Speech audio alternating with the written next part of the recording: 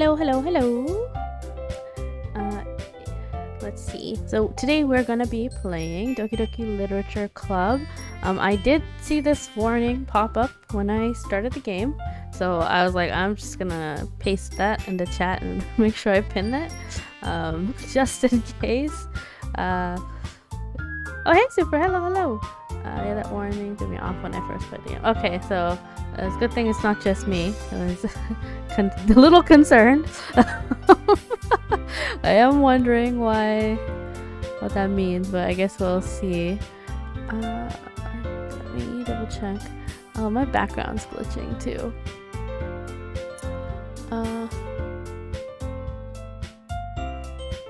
It should loop. There we go. Is it looping? Okay, there we go. This looks fine.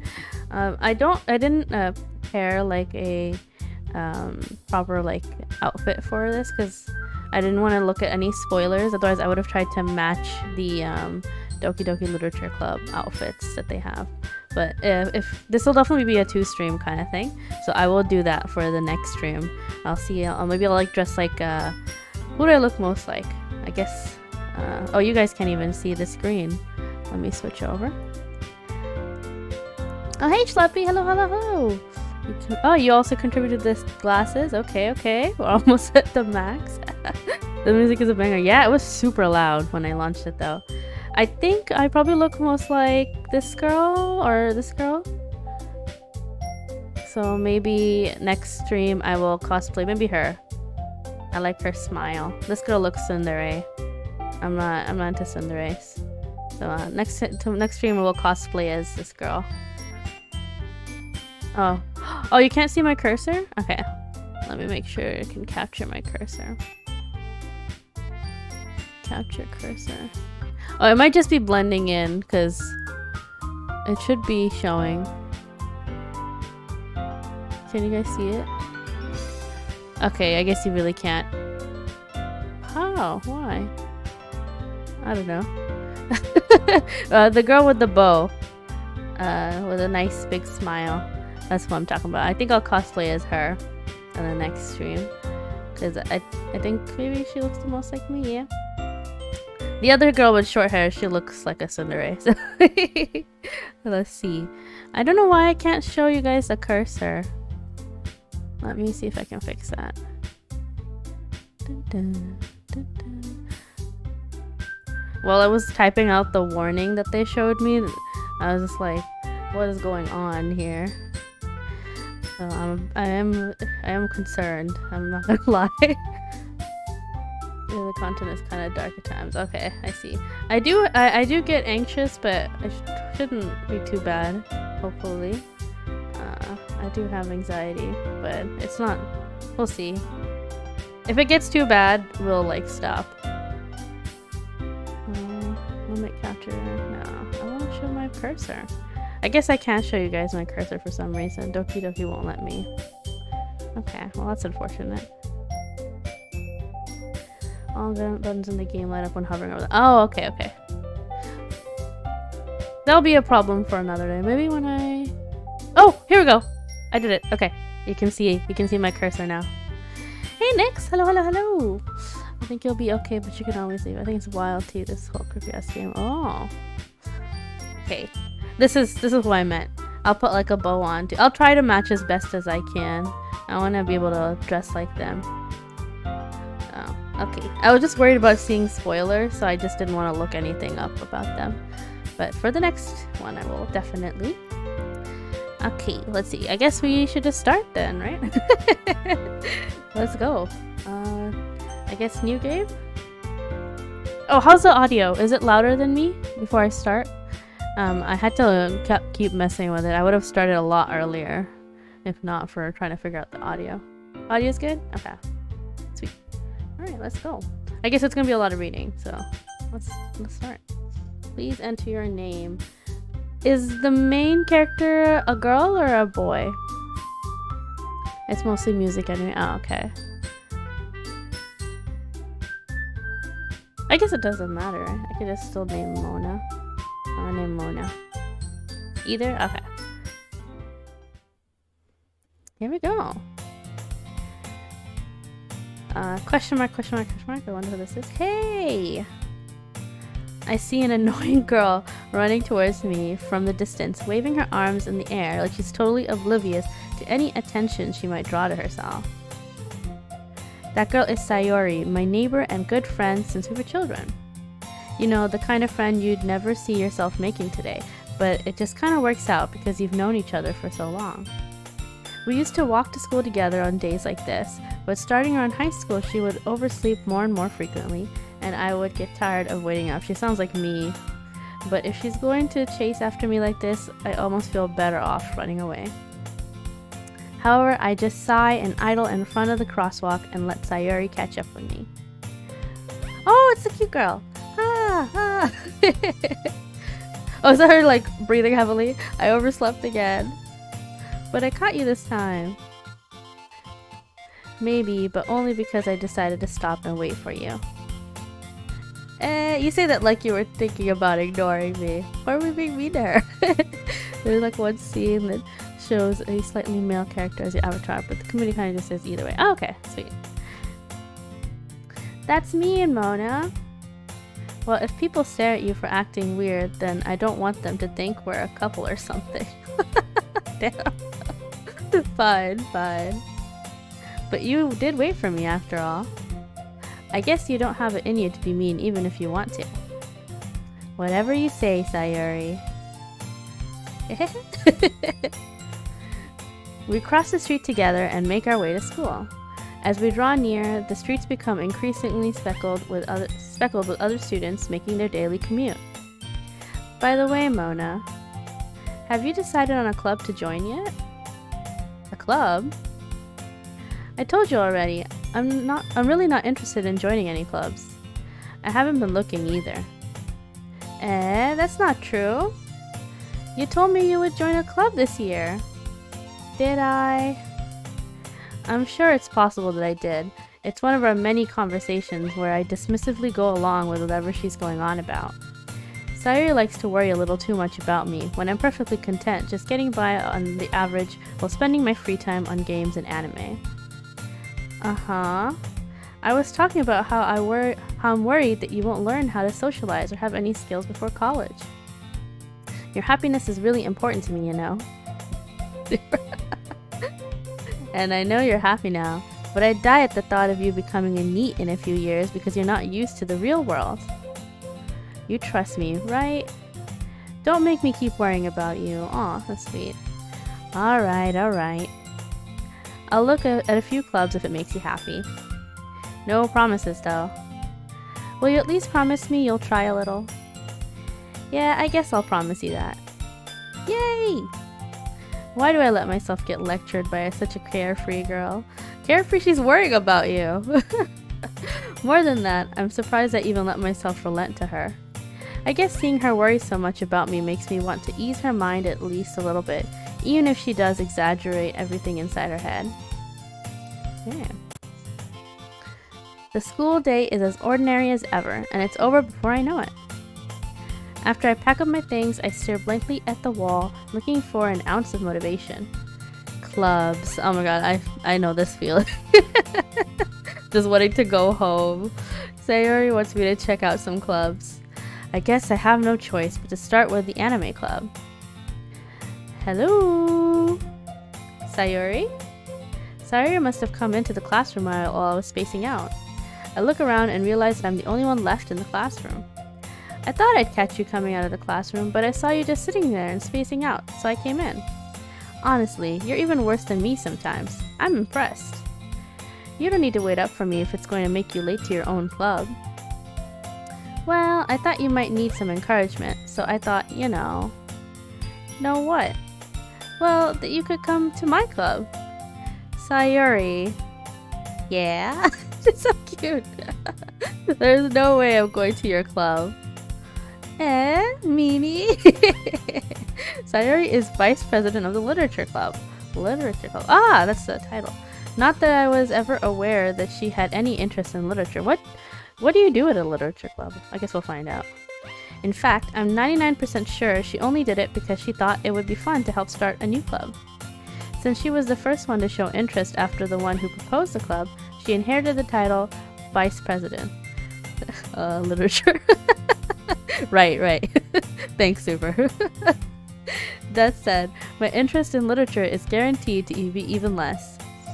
Yeah, I'm going to the anime club. That's valid. Come on, please. And literature accessory. Why do you care so much anyway? Well, I kinda told the club yesterday I would bring in a new member. And Natsuki made cupcakes and everything. Cupcakes.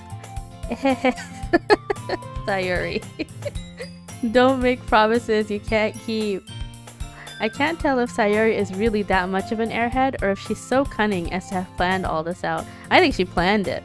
I think she has some ulterior motives here. I let out a long sigh. Fine, I'll stop by for a cupcake, okay? Yes, let's go. And thus, today marks the day I sold my soul for a cupcake. I've definitely said this before.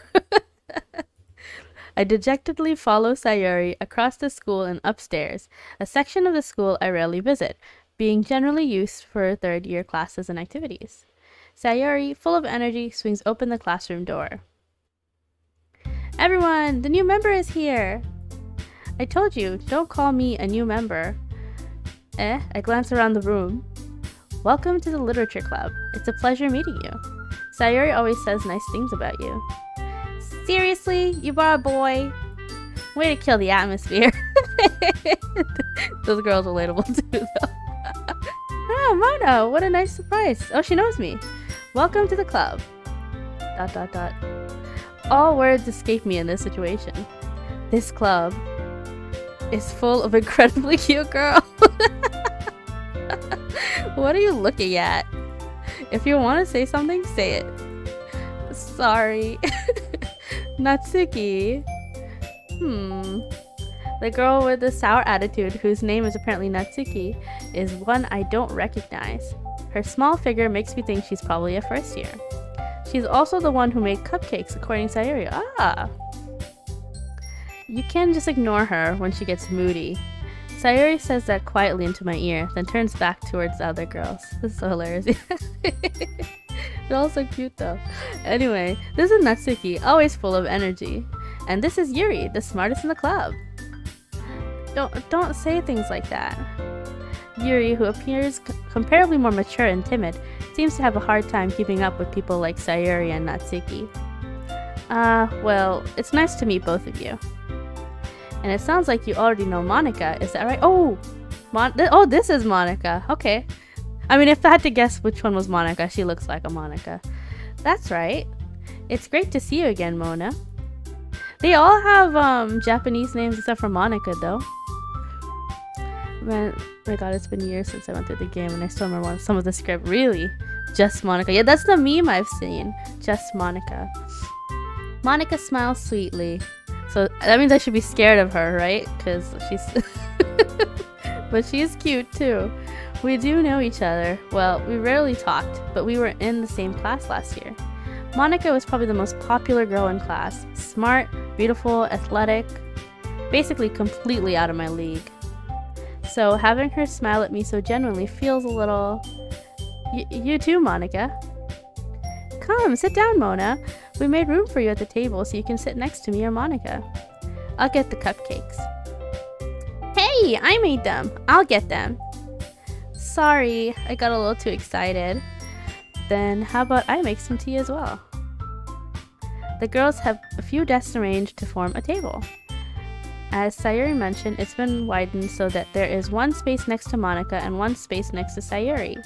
Natsuki and Yuri walk over to the corner of the room where Natsuki grabs a wrapped tray and Yuri opens the closet. Still feeling awkward, I take a seat next to Sayuri. Natsuki proudly marches back to the table, tray in hand. Okay, are you ready? Ta-da! Whoa! Natsuki lifts the foil off the tray to reveal a dozen white, fluffy cupcakes decorated to look like little cats. Oh my gosh, I love cats. The whiskers are drawn with icing, and little pieces of chocolates were used to make the ears. Oh my god, so cute! I had no idea you're so good at baking, Natsuki. Well, you know. Just hurry and take one. This girl. Sayuri grabs one first, then Monica. I follow. It's delicious. Sayuri talks with her mouth full and has already managed to get icing on her face. Sayuri is too relatable. I think she's me, like actually. I turn the cupcake around in my fingers, looking for the best angle to take a bite. Natsuki is quiet. I can't help but notice her sneaking glances in my direction. Is she waiting for me to take a bite? Okay, that's cute. Finally bite down. The icing is sweet and full of flavor. I wonder if she made it herself. This is really good. Thank you, Natsuki. Why are you thanking me? It's not like I... Oh my god, she is tsundere. Haven't I heard this somewhere before? This is a little fourth wall breaking. Made them for you or anything. Eh? I thought you technically did. Sayuri said, well, maybe, but not for, you know, you, dummy. Oh, God. Alright. I gave up on Natsuki's weird logic and dismissed the conversation. Yeah, you guessed that pretty fast. She has like all the makings of a tsundere. Small. She has like the angry eyebrows. Yeah, the baka. She's very typical tsundere. I've watched enough anime. Yuri returns to the table, carrying a tea set. He carefully places a teacup in front of each of us before setting down the teapot next to the cupcake tray. I read that. You keep a whole tea set in this classroom? Don't worry, the teachers gave us permission. After all, doesn't a hot cup of tea help you enjoy a good book? Actually, yeah, I usually do that. I guess. Don't let yourself get intimidated. Yuri's just trying to impress you. That's not... Insulted, Yuri looks away. Monica, that was a little underhanded. I meant that, you know. I believe you. Well, tea and reading might not be a pastime for me, but I at least enjoy tea. I'm glad. Yuri faintly smiles to herself in relief. Monica raises an eyebrow, then smiles at me. So, what made you consider the literature club? I was afraid of this question. Something tells me I shouldn't tell Monica that I was practically dragged here by Sayuri. Well, I haven't joined any clubs yet, and Sayuri seemed really happy here, so... That's okay, don't be embarrassed. We'll make sure you feel right at home, okay? As president of the literature club, it's my duty to make the club fun and exciting for everyone. Monica, I'm surprised. How come you decided to start your own club? You could probably be a board member for any of the major clubs. Weren't you a leader of the debate club last year? Well, you know. To be honest, I can't stand all of the politics around the major clubs. How much politics could it be? It feels like nothing but arguing about budget and publicity and how to prepare for events. I'd much rather take something I personally enjoy and make something special out of it. Ah, okay, that's sweet. And if it encourages others to get into literature, then I am fulfilling that dream. Monica really is a great leader. Yuri also nods in agreement. Then I'm surprised there aren't more people in the club yet. It must be hard to start a new club. You could put it that way. Not many people are very interested in putting out all the effort to start something brand new, especially when it's something that doesn't grab your attention, like literature. You have to work hard to convince people that you're both fun and worthwhile. High school had lots of club politics. Oh, really? Mine was like super casual. We didn't do anything in our clubs. We just chilled. But it makes school events like the festival that much more important. I'm confident that we can all really grow this club before we graduate. Right, everyone? Yeah! We'll do our best. You know it! Everyone enthusiastically agrees. Oh, that's so wholesome. Such different girls, all interested in the same goal. Monica must have worked really hard just to find these three. Maybe that's why they were all so delighted by the idea of a new member joining. Though I still don't really know if I can keep up with their level of enthusiasm about literature. So, Mona, what kinds of things do you like to read? Well, considering how little I've read these past few years, I don't really have a good way of answering that. Manga. I mutter quietly to myself, half joking.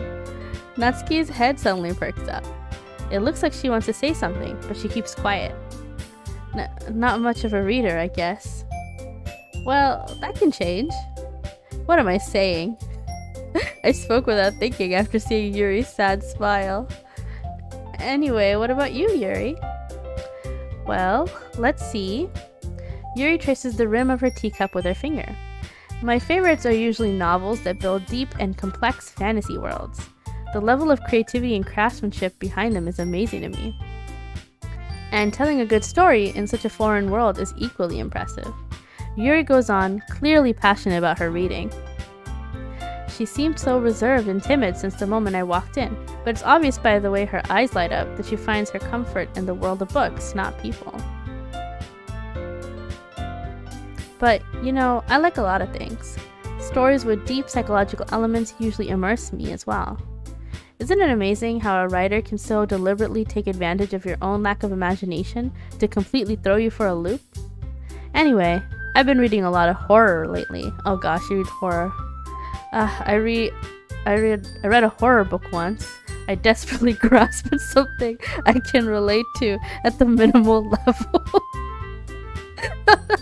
Me having a conversation with someone else. I know this feeling too. The drama, Yuri? What does that mean? I actually, because I work at a library, I actually didn't used to read that much before. I used to read manga. But now that I work at a library, I read way more than I used to because I just sit a lot and trying to do something while waiting. So I just read. That'll just be rolling my eyes at her. Love her though. Yeah, she's cute too. Though I actually did get into some pretty deep immersive books too lately, so I can see what she means too. But before that, I was just reading only manga, this manga anime, and then when I was a kid, I read Goosebumps. So I did read a lot. I will say I did, and I still kind of do, I guess, in a way. Clearly more than the main character here. At this rate, Yuri might as well be having a conversation with a rock. Really, I wouldn't have expected that, Yuri. For someone as gentle as you. I guess you could say that. But if a story makes me think, or takes me into another world, then I really can't put it down. Surreal horror is often very successful at changing the way you look at the world, if only for a brief moment. Ugh, I hate horror. Oh? Why is that? Well, Natsuki's eyes dart over to me for a split second. Never mind. That's right, you usually like to write about cute things, don't you, Natsuki? What? What gives you that idea? You left a piece of scrap paper behind last club meeting. It looked like you were working on a poem called... Don't say it out loud! And give that back! Fine. Your cupcakes, your poems, everything you do is just as cute as you are. Sayuri sidles up behind Natsuki and puts her hands on her shoulders. I'm not cute! Natsuki, you write your own poems? Well, I guess sometimes. Why do you care? I think that's impressive. Why don't you share them sometime? No. Natsuki averts her eyes. You wouldn't like them. Not a very confident writer, are you? Not a very confident writer yet. I understand how Natsuki feels. Sharing that level of writing takes more than just confidence. The truest form of writing is writing to oneself. You must be willing to open up to your readers, exposing your vulnerabilities and showing even the deepest reaches of your heart. Do you have writing experience too, Yuri? Maybe if you share some of your work, you can set an example and help Natsuki feel comfortable enough to share hers. I guess it's the same for Yuri. Aw, I wanted to read everyone's poems. We all sit in silence for a moment. Okay, I have an idea, everyone. Natsuki and Yuri look quizzically at Monika. Let's all go home and write a poem of our own. Then, next time we meet, we'll all share them with each other. Oh my god, this would give me so much anxiety. That way, everyone is even. Yeah, let's do it! Plus, now that we have a new member, I think it will help us all get a little more comfortable with each other and strengthen the bond of the club. Isn't that right, Mona? Monica smiles warmly at me once again. Hold on, there's still one problem. Eh? What's that? Now that we're back to the original topic of me joining the club, I bluntly come forth with what's been on my mind the entire time. I never said I would join this club. Sayuri may have convinced me to stop by, but I never made any decision. I would not complete that assignment. Yeah, neither would I. I'd be like, sorry, I forgot, or something like that. There's no way. Work outside of school? I don't think so. I still have other clubs to look at, and I lose my train of thought. All four girls stare back at me with dejected eyes. But I'm sorry, I thought... Mona, you all, and I'm being guilt-tripped. I'm defenseless against these girls. How am I supposed to make a clear-headed decision when it's like this? That is, if writing poems is the price I need to pay in order to spend every day with these beautiful girls. Oh god, the character's a simp. Right. Okay, I've decided then. I'll join the literature club. One by one, the girls' eyes light up. Yes, I'm so happy! Sayuri wraps her arms around me, jumping up and down. Hey! You really did scare me for a moment. If you really just came for the cupcakes, I would be super pissed. Then, that makes it official. You had me at my attention at cute girls. Welcome to the literature club. Thanks, I guess. Okay, everyone. I think with that, we can officially end today's meeting on a good note. Everyone, remember tonight's assignment. Write a poem to bring to the next meeting so we can all share. Monica looks over at me once more. Mona, I look forward to seeing how you express yourself. I don't know how to do these laughs. Yeah. Can I really impress the class star Monica with my mediocre writing skills? Oh, is she like the main person we're trying to get then? I already feel the anxiety welling up inside me. Meanwhile, the girls continue to chit-chat as Yuri and Natsuki clean up their food. Hey Mona, since we're already here, do you want to walk home together? That's right, Sayuri and I never walk home together anymore because she's always stayed after school for clubs. Sure, might as well. Yay! Nice. You're doing the perfect. Am I? I'm just reading them, honestly. With that, the two of us depart the club room and make our way home. The whole way, my mind wanders back and forth between the four girls.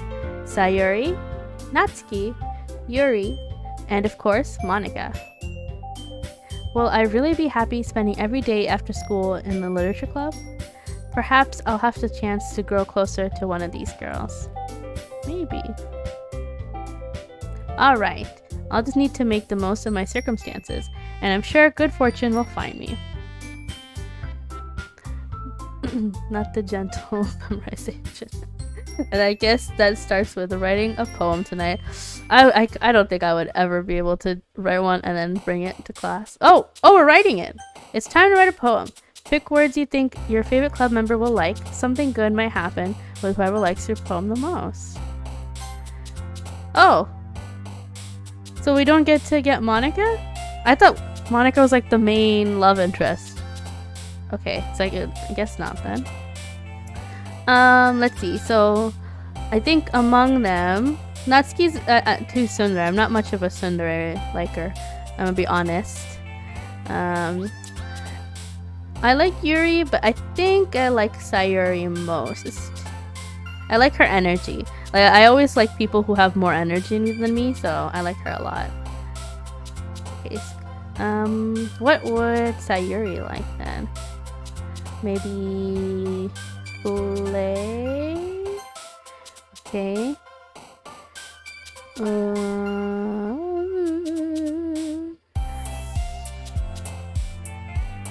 Incongruent. I don't know, feather? Okay. Bubbles, depression, inferno. Inferno? I guess these are things that Yuri would like. Amazing. Amazing sounds okay. Yay! Okay. I'm picking, like, fun, silly girl stuff. Raindrops, crimson, party, starscape, whirlwind, heartbeat, melody, massacre, analysis, music. Party? Okay. Secretive, precious, vivacious, playground, hope, family, special, vibrant, boop, and restrained. The fact that before this was massacre and now we have boop is a little ridiculous. Let's go vibrant. Oh, no! Okay, it's fine. Portrait, ocean, determination, bunny, horror, question, bed, tears, milk, time. What are all of these? Bed. Oh, sorry, you're like sleeping. Essence, sugar, games, insight, fear, alone, fester, fun, together, calm.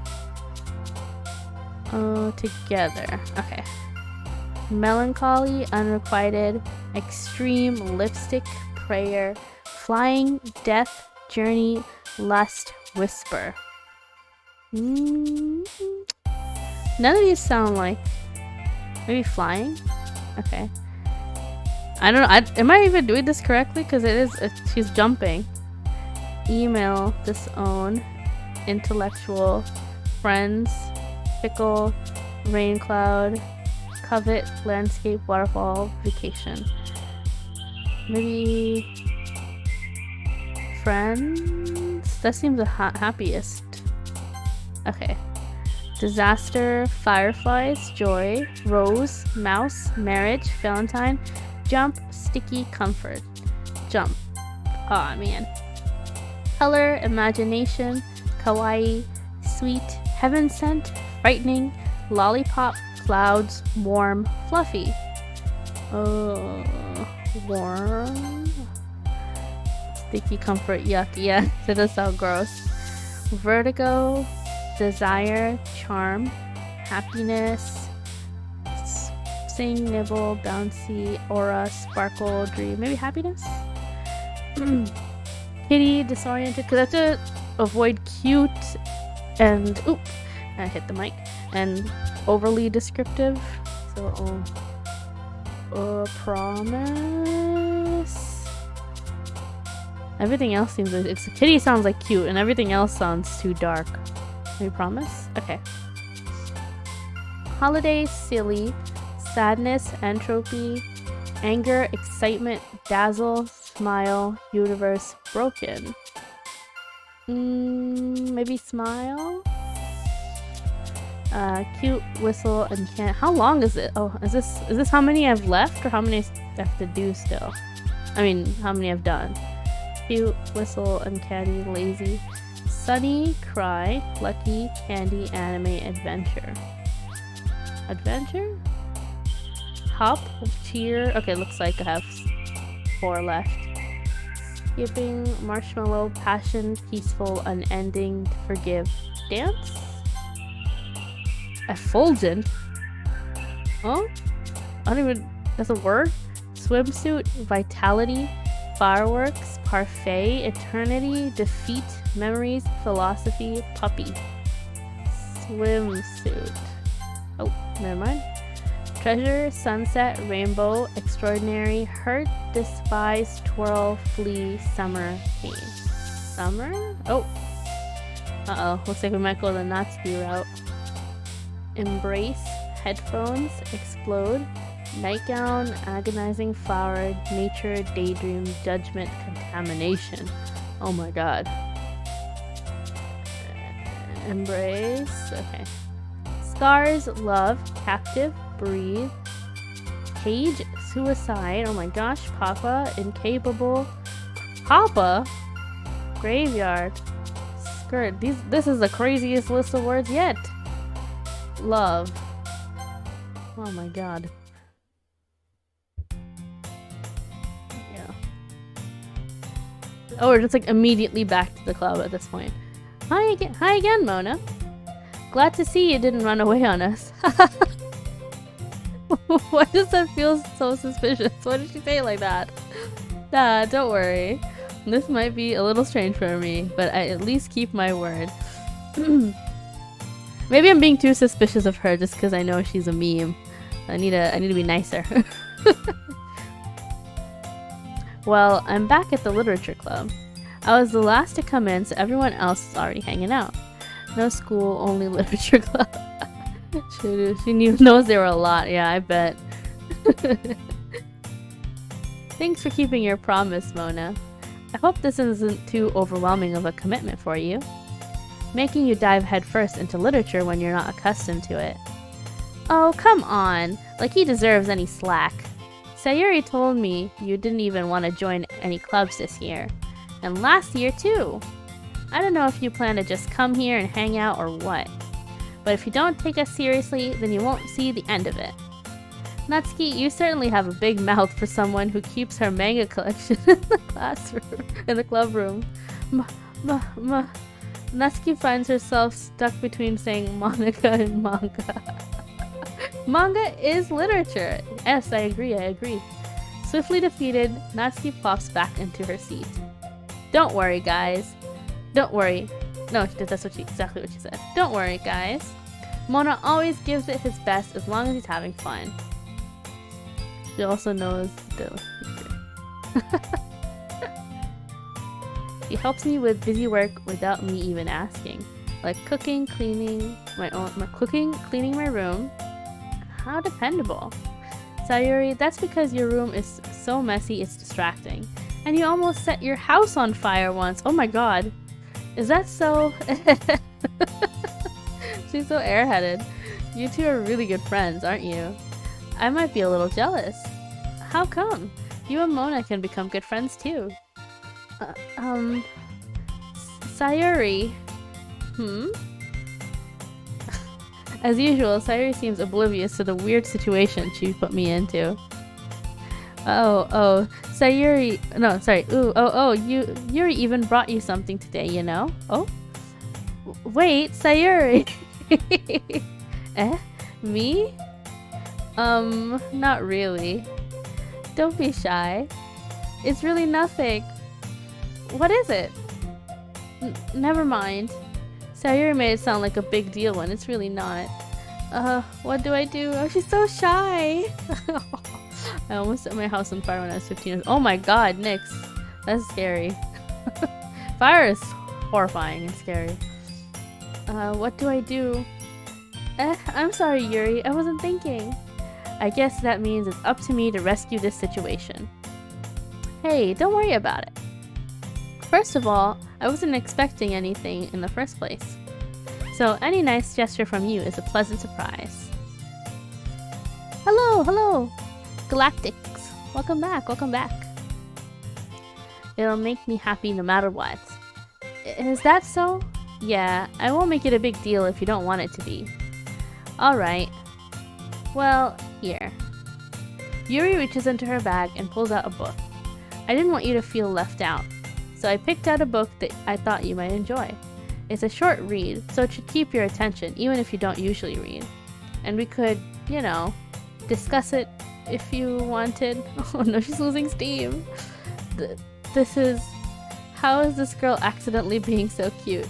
She even picked out a book she thinks I'll like, despite me not reading much. Yuri, thank you. I'll definitely read this. I enthusiastically take the book. Phew.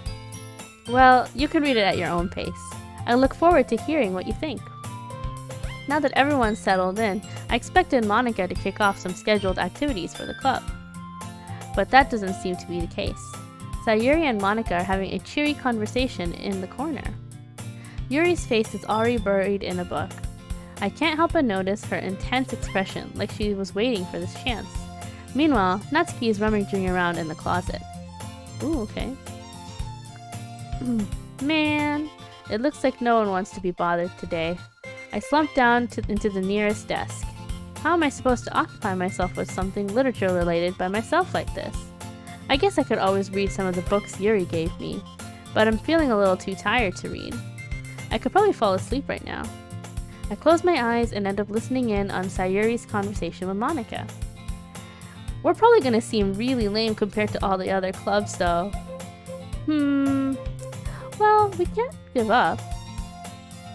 The festival is our chance to show everyone what literature is all about. The problem is that the idea of literature club sounds too dense and intellectual. But it's not like that at all, you know? We just need a way of showing that to everyone. Something that speaks to their creative minds.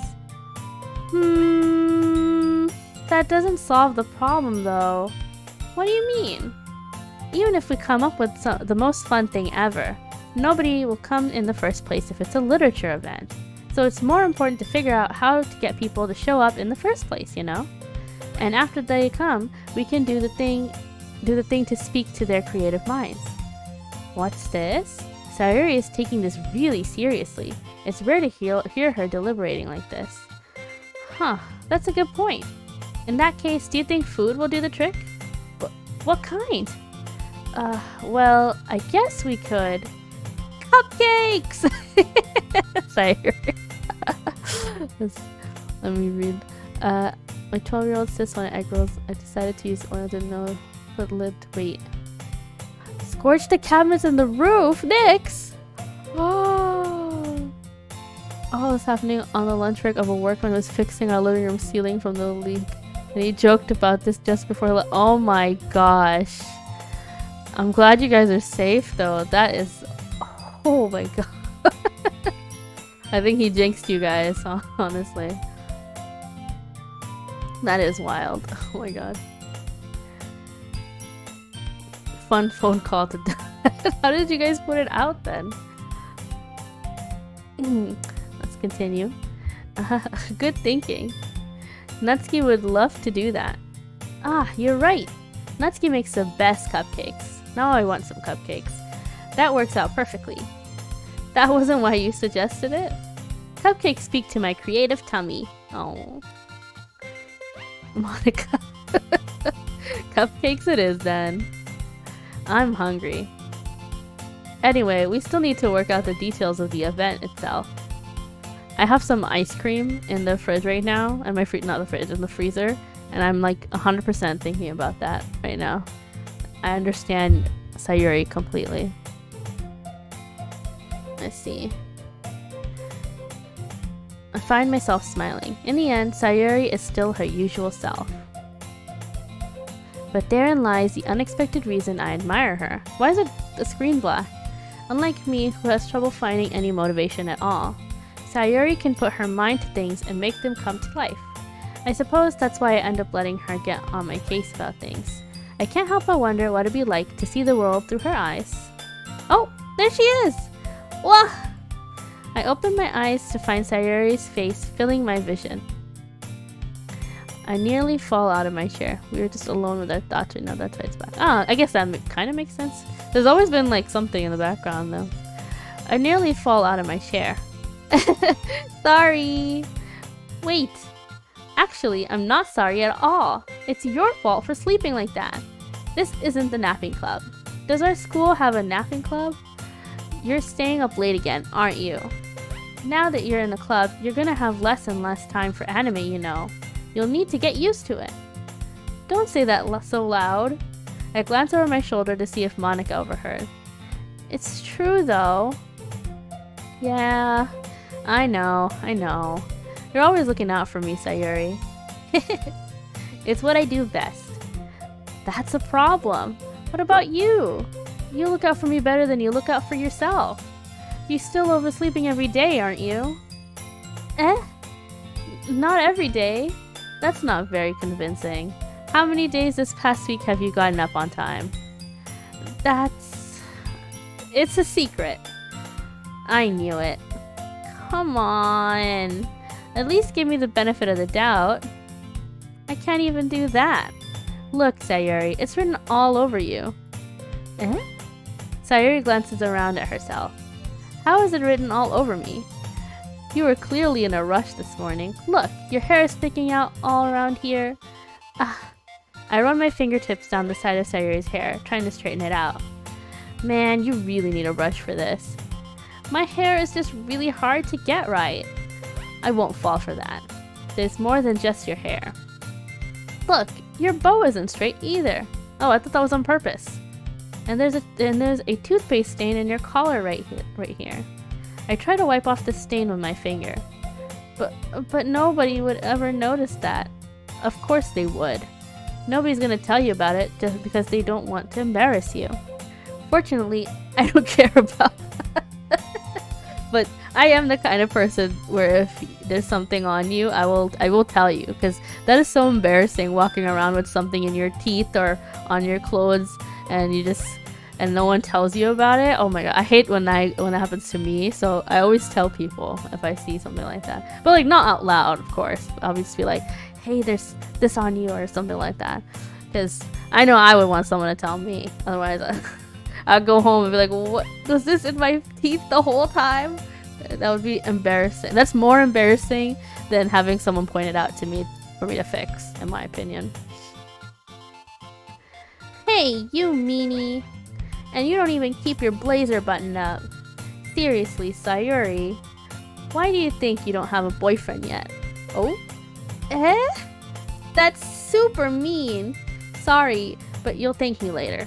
I start to button her blazer from the bottom. Once you see how much better it looks, you'll change your mind. Oh, what is this angle? This is so funny. She's so nervous. What is this? This is not how people look when they look down, is it? Is that how that? I don't even know if that's how the angle works. What is? Well, I was just thinking how weird it is to have a friend who does these kind of things. Eh? Don't say that. You'll make me feel weird about it, stupid. It's okay though. I'm happy we're like this. Aren't you? I guess. Hey, be careful. The button might come off. Why is this one so hard to close? I struggle to fully close the button near her chest. Oh, does this thing even fit you properly? It did when I bought it.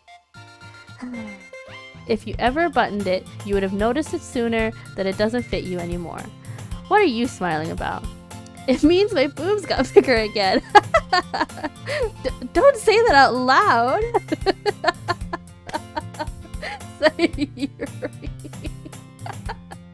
Oh my goodness. She is so cute though. She has no filter. Anyway, you look much better now, so... why does it feel strange to see Sayuri's blazer buttoned up like that? But it's so stuffy. Hi, Xenoberion. Xenoberion? Is that right? Boob. I mean, that is what Sayuri was talking about earlier. It's not worth it at all. Sayuri hastily unbuttons her blazer once more. Whew! That's so much better. Sayuri puts her arms out and twirls around. Thank you for following. Welcome, welcome. So if I keep it unbuttoned, then I won't get a boyfriend, right? What kind of logic is that? And why are you saying that like it's a good thing? Because... Oh, hydrate. Yeah, good idea. I'll drink some water. Is the froggy showing up? It did.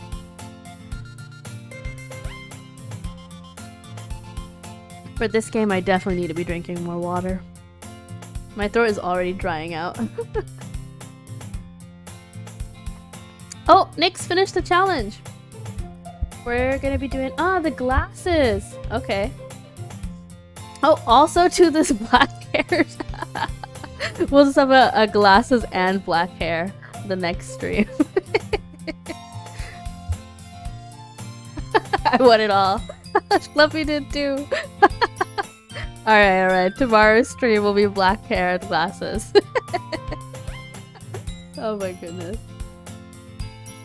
More water, yes. That drama. I'll be like fully emo stream, let's go. Yeah, sure, I'll wear black. I'll wear a black outfit. That's how I usually dress. I'm like somewhat, I'm like what you call a soft goth. I could do that. I could pull it off. Alright, next stream, that's what I'll do. If I had a boyfriend, then he wouldn't let you do things like this. And you take care of me better than anyone else would anyway. Soft goth, tech punk, all of the above. So that's why I'm keeping it unbuttoned. Stop saying all these embarrassing things. Eh? I didn't say anything embarrassing. Jeez. Well, anyway, just focus on trying to wake up a little earlier. Only if you focus on going to bed earlier. Why am I both of them at the same time? Fine, fine. It's a deal. I guess we really are better at taking care of each other than we are taking care of ourselves. Yeah, I guess so, huh? So maybe you should come wake me up in the morning. You're doing it again, Sayuri. Aw, but I was joking that time. Man, it's impossible to tell with you sometimes. Okay, everyone. Eh? Monica suddenly calls out. Why don't we share the poems we wrote now? Oh gosh, it's time to share poems. Yay! Mona, I can't wait to read yours. Yeah, same. I failed to sound enthusiastic, but Sayuri still trots away to retrieve her poem. Monica's like, please stop. Yeah, she's like, enough flirting, please. By the way, did you remember to write a poem last night? I would love to know what we wrote too. Oh yeah, I'm curious. So I guess I picked a bunch of words. I didn't really pick any sentences. I thought it would be like Mad Libs where we like fill in the blank, but it was just picking out words instead. Yeah. My relaxation ends. I can't believe I agreed to do something so embarrassing. No, same. I couldn't really find much inspiration since I've never really done this before. Well, now that everyone's ready, why don't you find someone to share with? I can't wait! Sayuri and Monica enthusiastically pull out their poems. Sayuri is on a wrinkled sheet of loose leaf torn from a spiral notebook. On the other hand, Monica wrote hers in a composition notebook. Ooh. I can already see Monica's pristine handwriting from where it is. Natsuki and Yuri reluctantly comply as well, reaching into their bags. I do the same myself. Reading time! Who should I show my poem to first? Let's just go in order, first to the last, so we'll start with Sayuri. I'm definitely most comfortable sharing it with Sayuri first. She's my good friend after all. Yeah. ... Oh my goodness! This is so good, Mona! Eh? I love it! I had no idea you were such a good writer. Sayuri, you must be seriously overreacting. I'm not a good writer at all. I honestly have no idea what I'm doing. Do I not get to read it? I thought we would get to read. Well, maybe that's why. Because I have no idea what I like either. No, I think she's my favorite for sure. Sayuri is like literally me. I'm like the mix of the main character and her, for sure. Jeez. I'm sure Yuri's opinion has to be a little more constructive than this. Maybe even Natsuki's. Are you sure you don't like it just because I wrote it? Eh? Well, I'm sure that's part of it. I think I understand you better than a lot of other people, you know? So when I read your poem, it's not just a poem. It's a Mona poem. Oh gosh, she's so cute.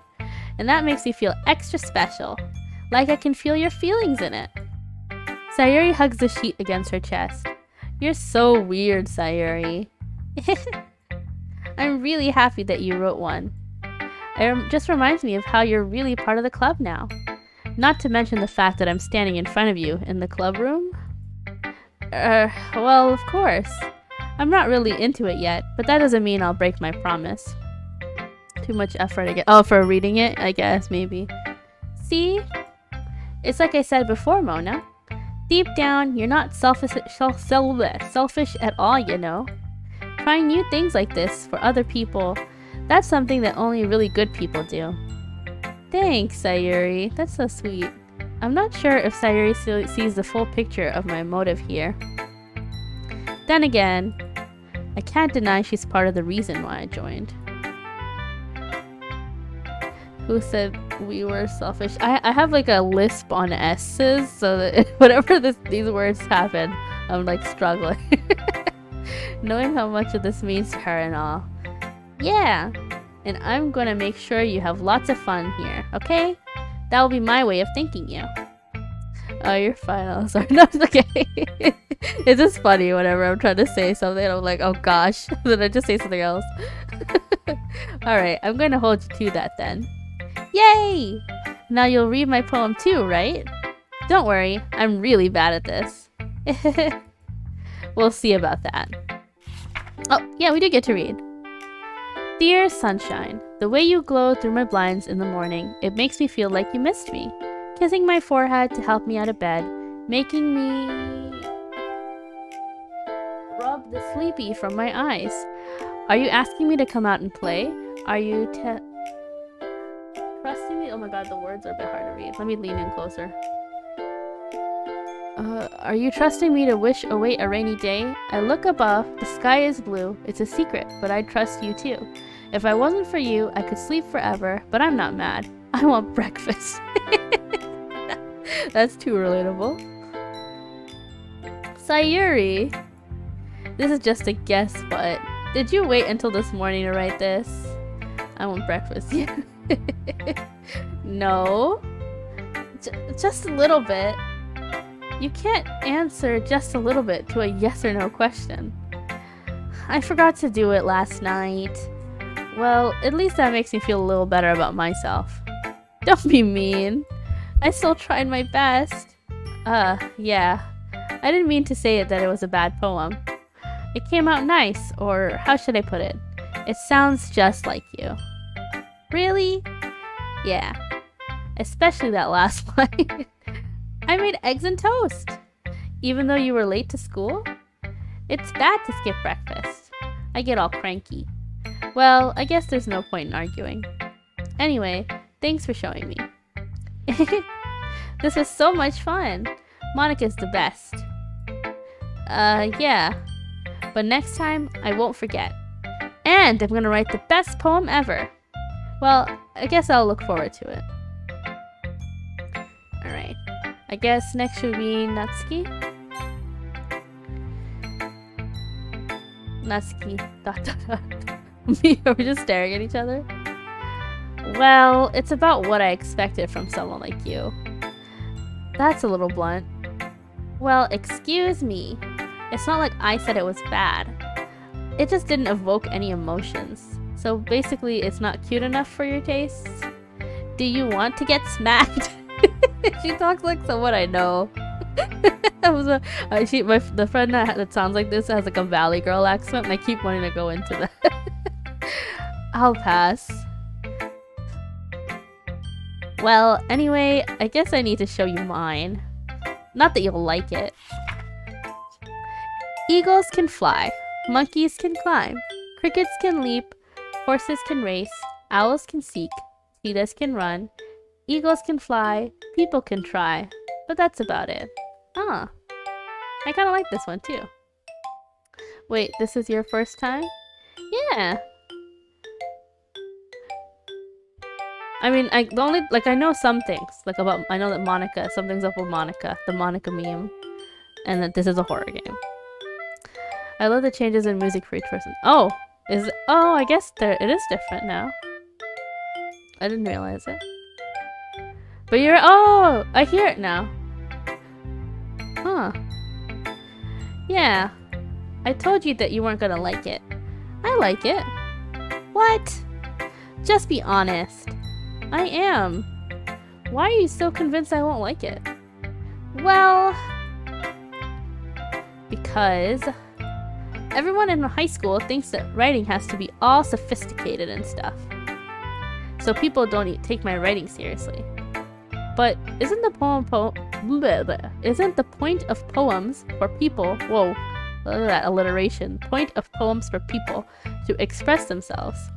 Your writing style wouldn't make your message any less valid.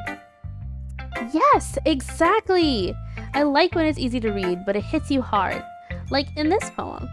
Seeing everyone around you do great things can be really disheartening, so I decided to write about it. I do like the poem that she wrote. I did like the meaning to it. It was nice. Yeah, I understand. But the other nice thing about simple writing is that it puts more weight on the wordplay. Like I set up for a rhyme at the end, but then made it fall flat on purpose. It It helps bring out the feeling in the last line. So you did. I guess more went into this than I realized. That's what it means to be a pro. I'm glad you learned something. Didn't expect that from the youngest one here, did you? Yeah, I guess not. I decided to humor her with that last comment. I don't really care how old everyone is, but if Natsuki's feeling proud, then I won't take that away from her. Yeah. Now Yuri.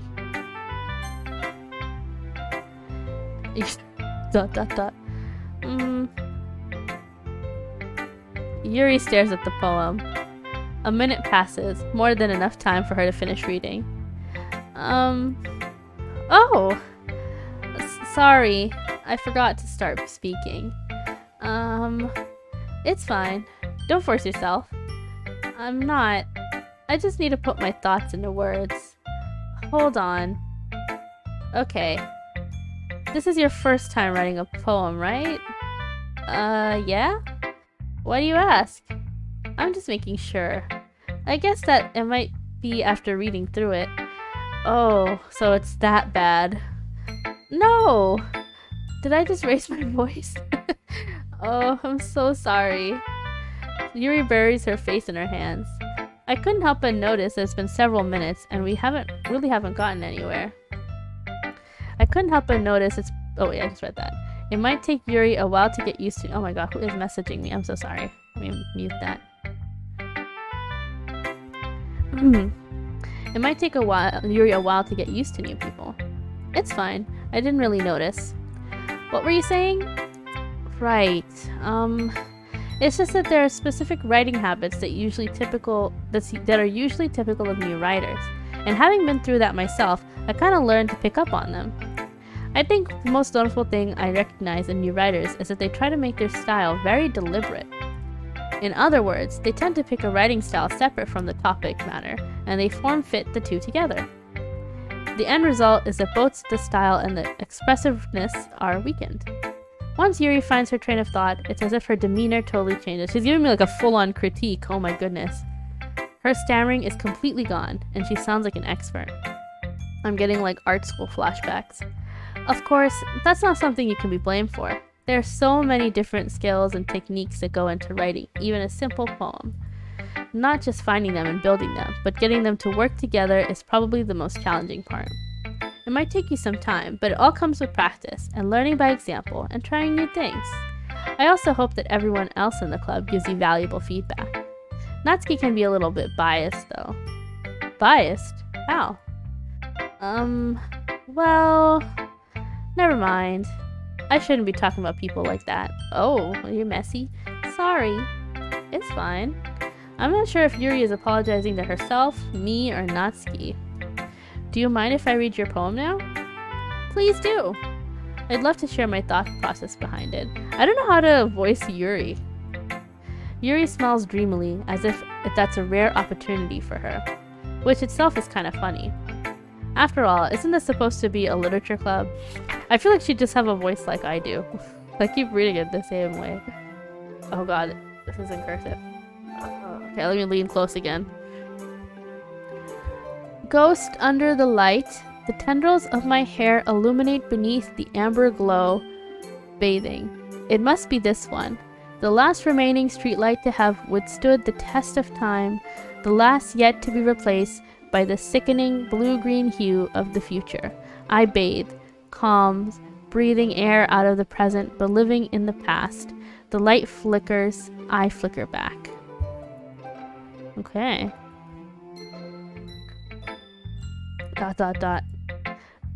I'm sorry I have such terrible handwriting. What? I wasn't thinking about that at all. But it took you a long time to read. Sorry, Yuri, I'm just blind. I have to lean close to read that. Oh no. Well, I just don't read script very often.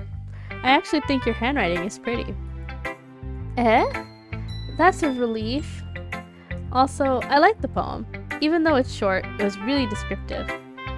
It wasn't too short? I usually write longer poems. Not at all. I'm really glad you liked it. I'll be honest. Since it's our first time sharing, I wanted to write something a little more mild. Something easy to digest, I suppose. Are you into ghosts, Yuri? Woohoo!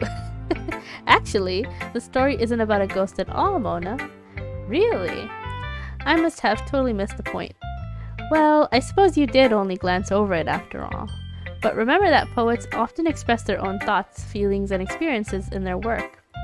They usually do more than tell a simple story or paint a picture. In this case, perhaps the subject of the poem is only being symbolically compared to a ghost, lingering in her last remaining place of comfort, unable to let go of the past, and soon to be left with nothing. That's a lot more solemn, putting it that way. I hadn't even thought of that. That's impressive.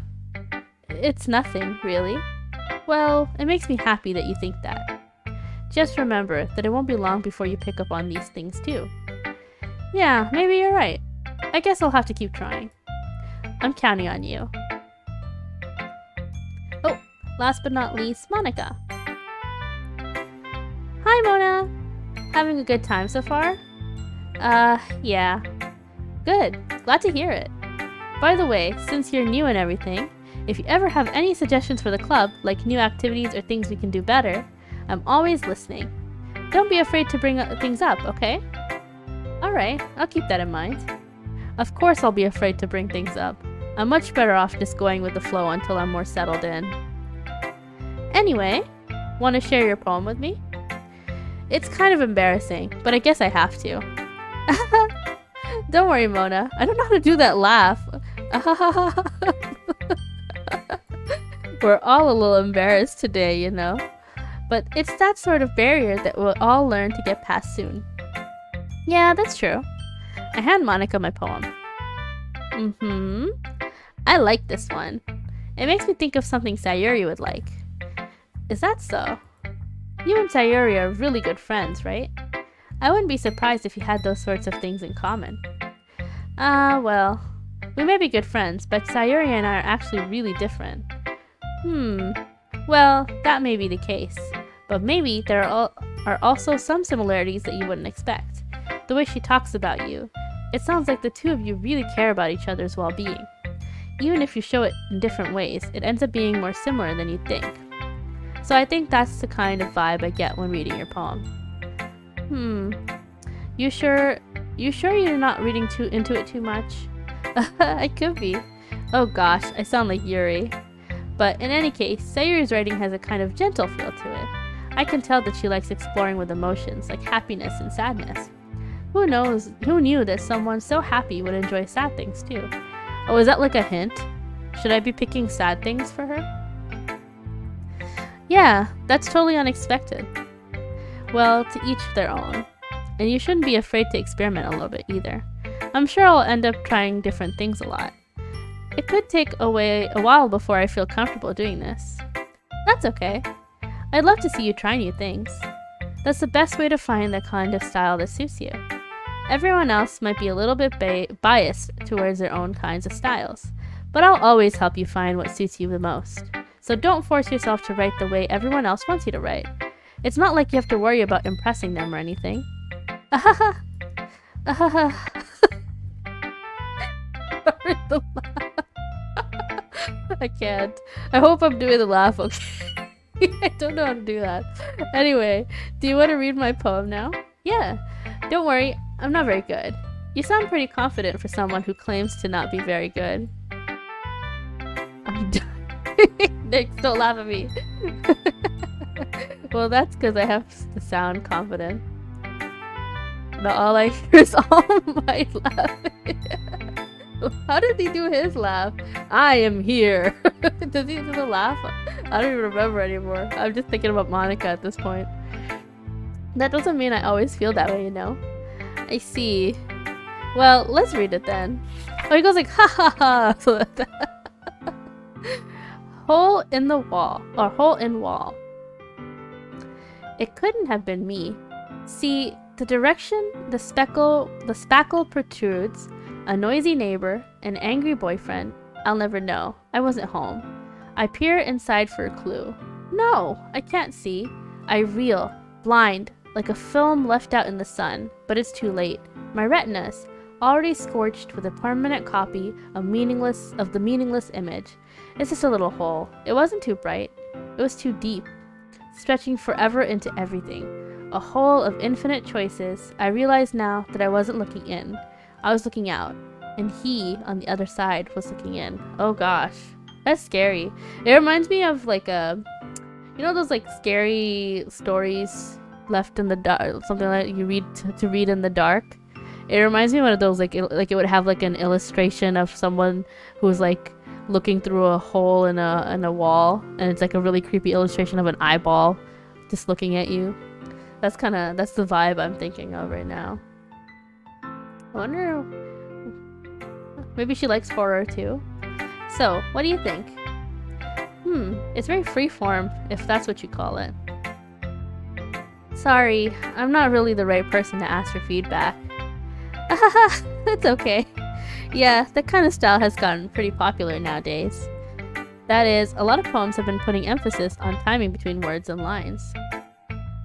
Oh, hold on just a quick second. I am getting a call. Just give me 1 second. I'll be right back.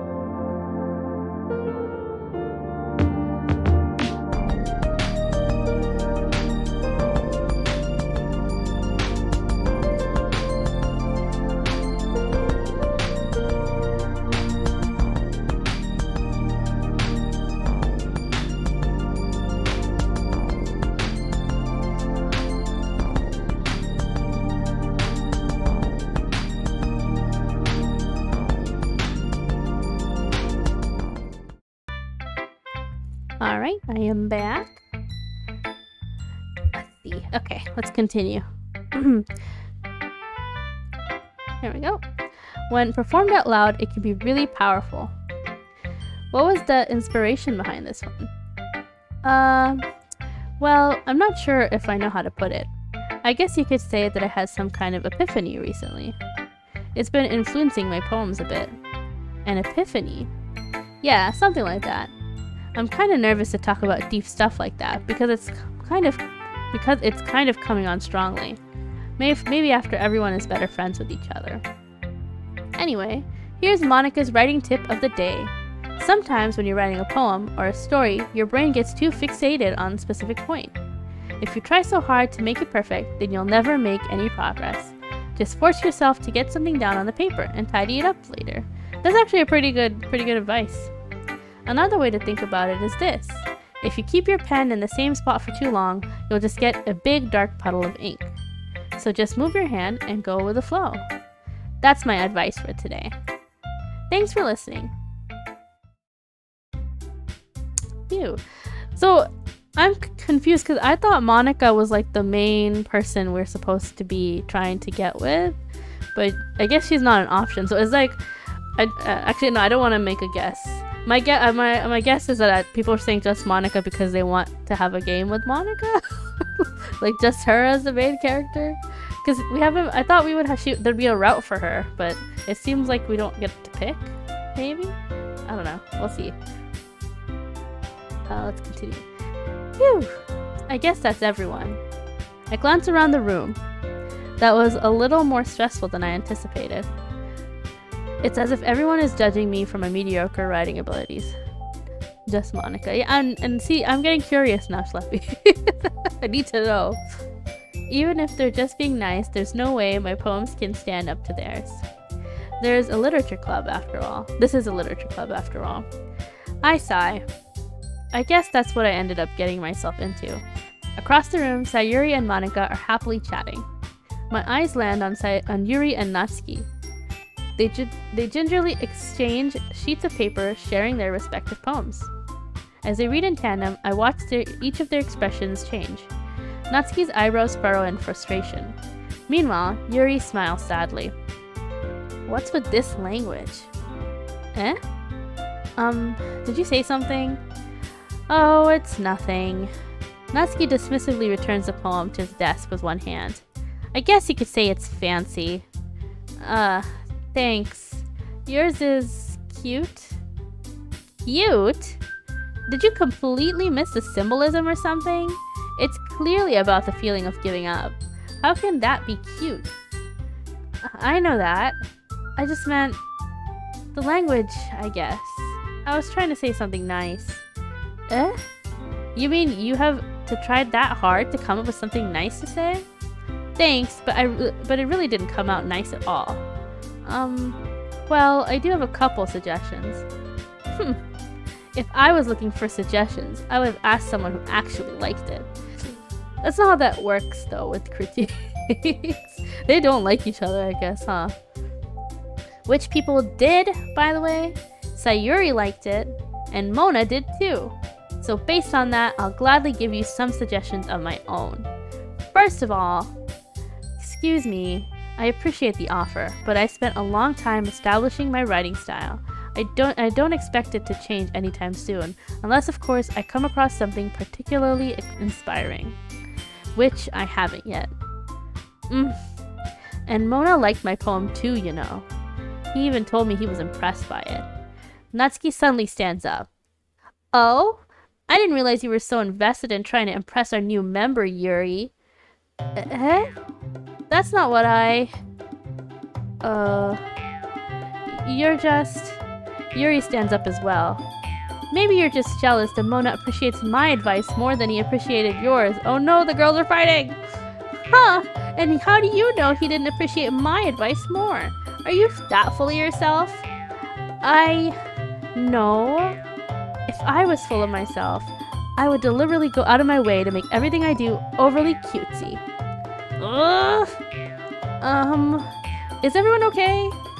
Well, you know what? I wasn't the one whose boobs magically grew a size bigger as soon as Mona started showing up. What? Natsuki? Natsuki, that's a little... This doesn't involve you! I don't like fighting, guys! Suddenly, both girls turned towards me, as if they just noticed I was standing there. Mona! She's trying to make me look bad. That's not true. She started it. If she could get over herself and learn to appreciate that simple writing is more effective, then this wouldn't have happened in the first place. What's the point of making your poems all convoluted for no reason? The meaning should jump out. Oh my gosh, I just dropped my phone. The meaning should jump out at the reader, not force them to have to figure it out. Help me explain that to her, Mona. Wait! There's a reason we have so many deep and expressive words in our language. It's the only way to convey complex feelings and meanings the most effectively. Avoiding them is not only unnecessarily limiting yourself, it's also a waste. You understand that, right, Mona? Oh god. Well? How did I get dragged into this in the first place? It's not like I know anything about writing, but whomever I agree with, they'll probably think more highly of me. So, of course that's gonna be... Well, of course I'm gonna pick Help Me Sayuri. I don't agree with either of them. Sayuri, please. Natsuki glares at me, drying up any words I had in my mouth. So instead, I turn to Yuri. But Yuri's expression is so defenseless that I can't bring myself to say anything to her. Sayuri! Yeah. Everyone's fighting is making Sayuri uncomfortable. How can the two of you keep fighting when you know you're making your friend feel like this? Mona, Well, that's her problem. This isn't about her. I agree. It's unfair to others to interject their own feelings into our conflict. Yeah, unless Sayuri wants to tell Yuri what a stuck-up jerk she's being. She would never. It's your immaturity that's made her upset in the first place. Excuse me? Are you listening to yourself? This is exactly why. Exactly why nobody likes. Stop! Oh gosh. Not Yuri. Natsuki, Yuri, you guys are my friends. I just want everyone to get along and be happy. My friends are wonderful people, and I love them because of their differences. Natsuki's poems, they're amazing because they give you so many feelings with just a few words. And Yuri's poems are amazing because they paint beautiful pictures in your head. Everyone's so talented. So why are we fighting? Because, well, also, Natsuki's cute and there's nothing wrong with that.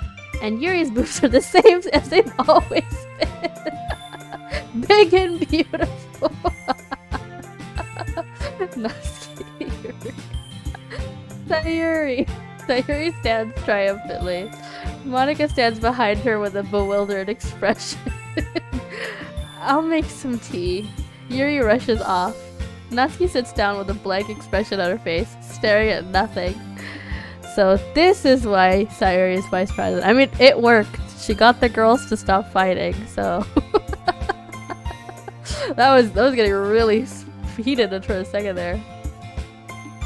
I whisper to Monica. She nods in return. Even Monica is surprised by Sayuri. To be honest, I might come off as a good leader, and I can organize things, but I'm not very good with people. I couldn't even bring myself to interject. As president, that's kind of embarrassing of me. Nah, it's not like I can blame you. I wasn't able to say anything either. Well, I guess that just means Sayuri is amazing in her own ways, isn't she? You could say that. She might be an airhead, but sometimes it's weirdly suspicious that she knows exactly what she's doing. I see. Take good care of her, okay? I would hate to see her get herself hurt. What do you mean by that? That makes two of us. You can count on me. Monica smiles sweetly at me, causing my stomach to knot. Such a genuine person really does make a good president regardless of what she says. If only I could get the chance to talk to her a little more. Okay, everyone. It's just about time for us to leave. How did you feel about sharing poems? It was a lot of fun. Well, I'd say it was worth it. It was alright. Well, mostly. Mona, how about you? Yeah, I'd say the same. I'd hate to see you lose your kneecaps. That is the vibe she gives me, too. Why'd she say it like that? That's such a weird thing to say. It was a neat thing to talk with everyone else. Awesome. In that case, we'll do the same thing tomorrow. And maybe you'll learn something from your friends, too. So your poems will turn out even better. I think to myself, I did learn a little more about the kinds of poems everyone likes. With any luck, that means I can at least do a better job impressing those I want to impress. I nod to myself with newfound determination. Mona! Ready to walk home? Sure, let's go. Sayuri beams at me. It truly has been a while since Sayuri and I have spent this much time together. I can't really say I'm not enjoying it either. Sayuri, about what happened earlier. Eh? What do you mean? You know, between Yuri and Natsuki. Does that kind of thing happen often? No! That's really the first time I've seen them fight like that. I promise they're both wonderful people. You don't hate them, do you? No, I don't hate them. I just wanted your opinion, that's all. I can see why they'd make good friends with you. Phew. You know, Mona, it's nice that I get to spend time with you in the club. But I think seeing you get along with everyone is what makes me the happiest. Aww. And I think everyone really likes you too. That's... Every day is going to be so much fun. It looks like Sayuri still hasn't caught on to the kind of situation I'm in.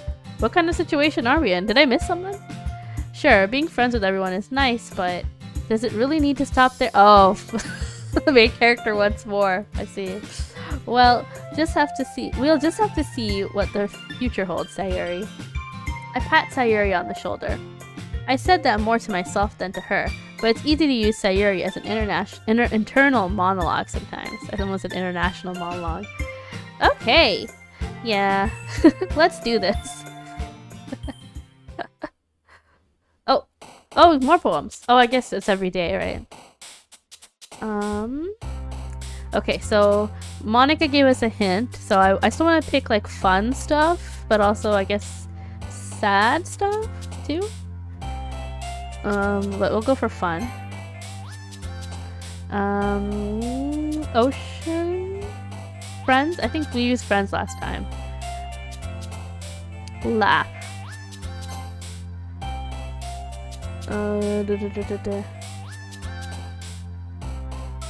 No, strawberry feels like it'd be cute, huh? Ribbon? Socks. Socks. Oh man. Fluffy, cage, shopping, fantasy, together. I think I picked together last time. Childhood. I remember picking that. I'm trying to make sure I picked the same stuff. Games? I feel like that would be Natsuki. Holiday?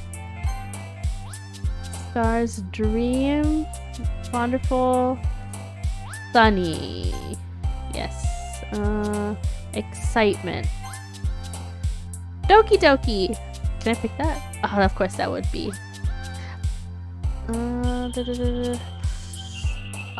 Peace? No, smile. No, clumsy.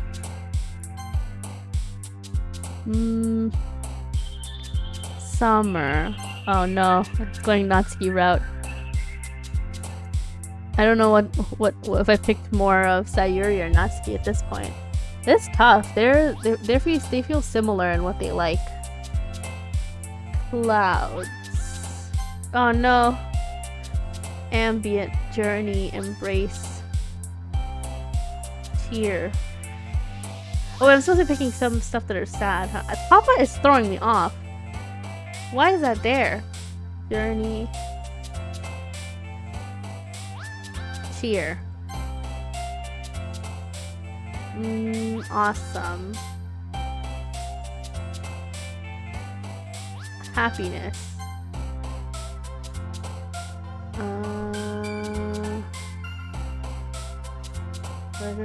Anxiety. Special. Oh gosh. Party. Hope. Raindrops. Massacre. Daydream. I think I picked more for Sayuri. I think we're okay. Adventure. Okay. I think we definitely picked more for Sayuri. We're good. I hope so. I wish it could tell me, like, tally marks. Another day passes, and it's time for the club meeting already. I've gotten a little bit more comfortable over the past couple days. Entering the club room, the usual scene greets me. Hi, Mona! Yo, Sayuri! Looks like you're in a good mood today. I'm just still not used to you being in the club, that's all. I see. That's pretty simple. That's a pretty simple thing to get you in a good mood. But I guess it's always the simple things with you anyway. This is getting good. Yeah, I'm like curious about what's gonna happen next. Because I guess we're gonna do the same thing today. Speaking of which, I'm kind of hungry. Will you come with me to buy a snack? No thanks. Huh? Why did I say that so fast? I wanna go. Hey, I didn't get to pick. That's not like you at all. I have my reasons. Why don't we take a look at your purse, Sayuri? Why that all of a sudden? No reason, really. I just wanted to look at it. Sayuri nervously retrieves her coin purse. Oh, she actually brought it too. She fumbles with the latch and gets it open. Then she turns it upside down and lets its contents spill onto the desk. Only 2 small coins fall out. Oh no, she doesn't have enough money. Oh, is she having money problems or something?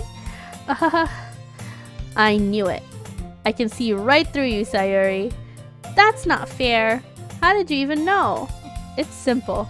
If you had enough money in the first place, you would have bought a snack before coming into the club room. So either you're not hungry and want an excuse to take a walk, or you plan to conveniently forget that you spent all your money so that I would lend you some. But there's one more thing. You're always hungry, and so that only leaves with the one option. Wah! I give up! Don't make me feel guilty! Oh my god, the main character just read her like a book.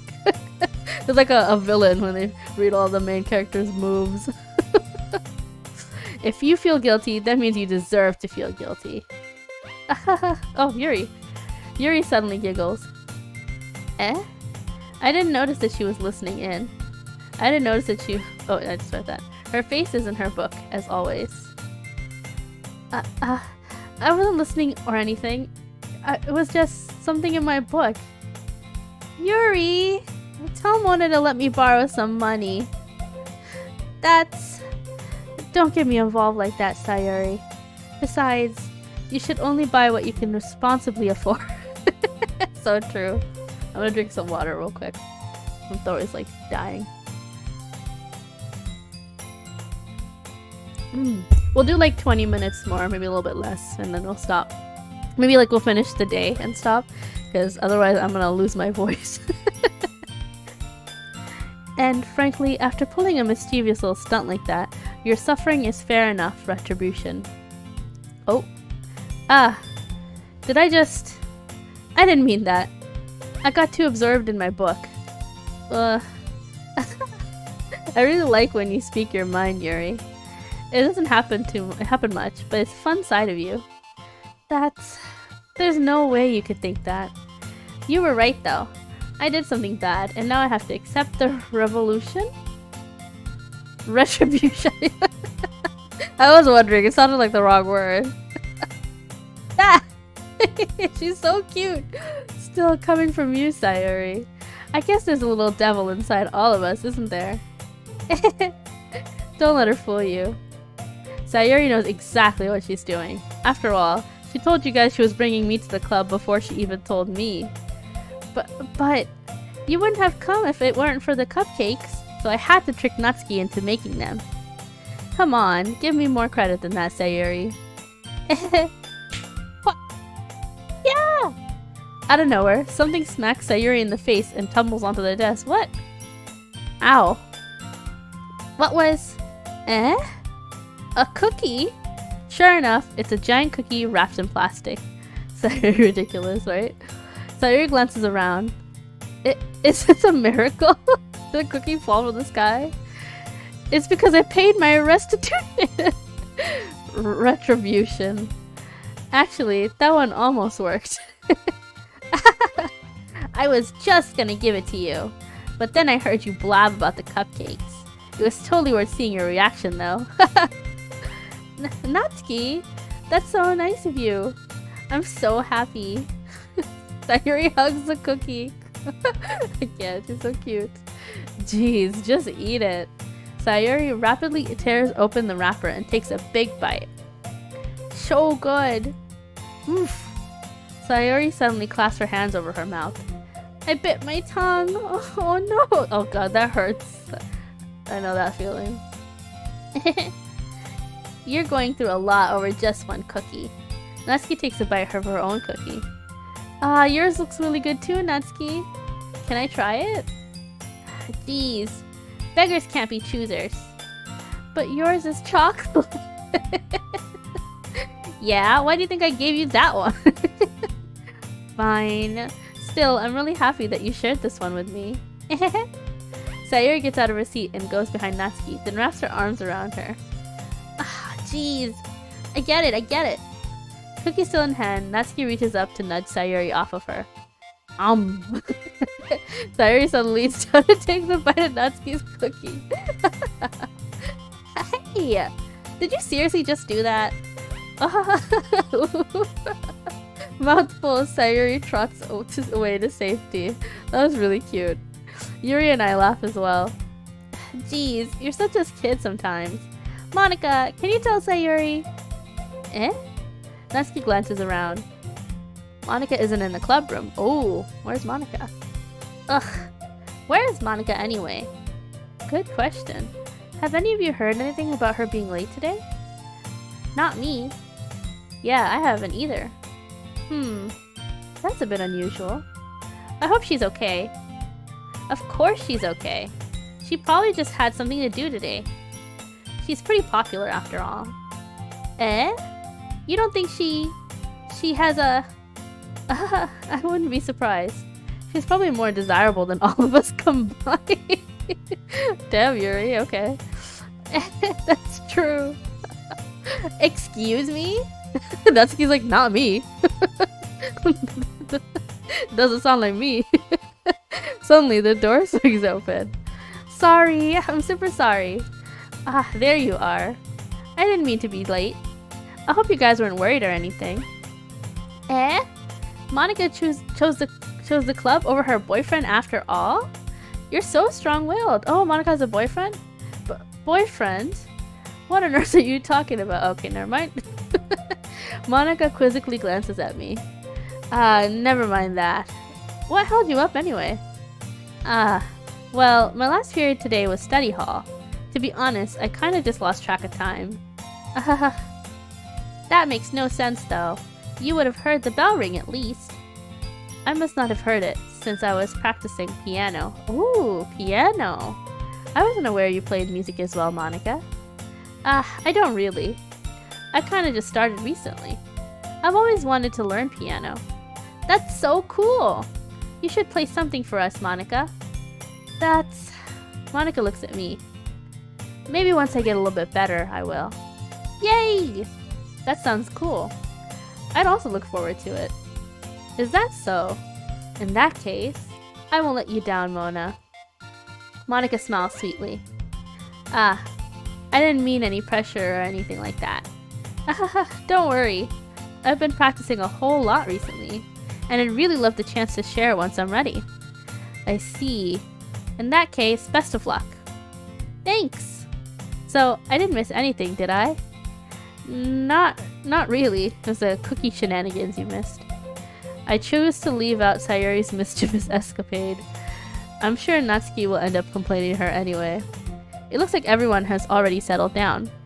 Sayuri somehow already finished her entire cookie. Yuri is back to her book, and Natsuki disappeared into the closet.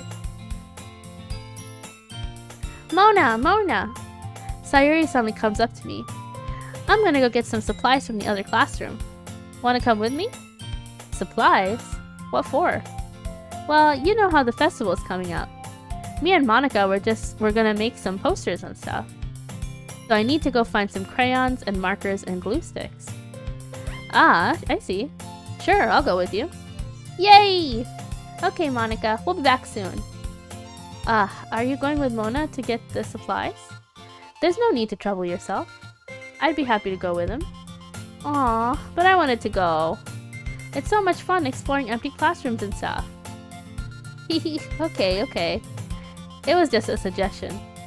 See if you can find poster paper too, okay? Okay! Ready, Mona? Yep, let's go. Sayuri and I exit the club room. I follow behind as Sayuri hums and skips around the hallway. Honestly, it feels like I'm taking a kid to the mall or something. Sayuri finds pleasure in the simplest of things sometimes. Hey, Sayuri? What exactly are we doing for the festival anyway? I'm not sure how you would make an event out of literature. Me and Monica have it all planned out. Don't you worry. Is that so? Yep. We're gonna do a poetry performance. A poetry performance? A performance? Of what kind? Oh, 1 second. There is someone at the door. Oh gosh, 1 second.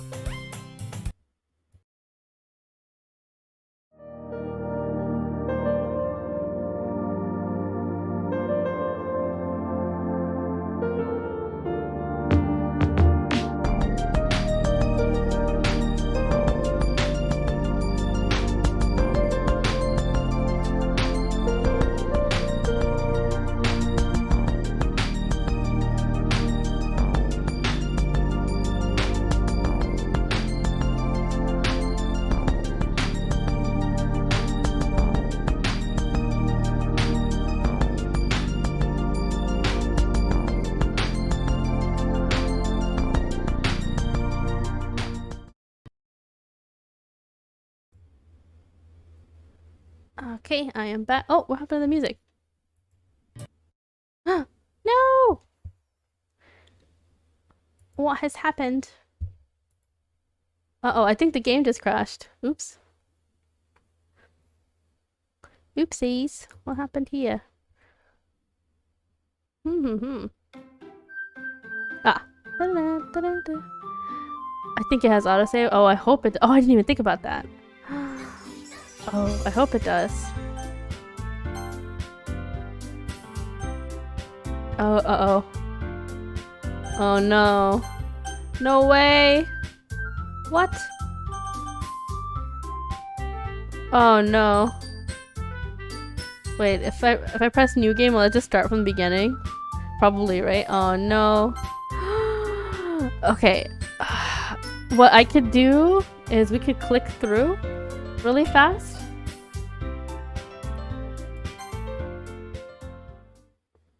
There's a speed through button. Oh, okay. Oh, this is convenient. Okay, sweet. I was about to just rapidly click through everything. Oh, this is kind of trippy to watch. Oh. Okay, oh no. I have to do this again. This is the difficult part right here. It will stop. There's a text you haven't seen. I will ask you for it. Oh, okay. Dream. Oh no. Excitement. Joy. Vibrant. Oh no. I'm picking Yuri stuff this time. Holiday. Laugh. I just saw an hour of reading in 1 second. Yeah, that was like a quick pass through. Special. We did read all that in an hour, huh? Vitality? Nah. So the really like nice words are for your fireworks. No. Smile. Together. Giggle. Giggle? Oh no. Awesome. Fun. Okay. Childhood.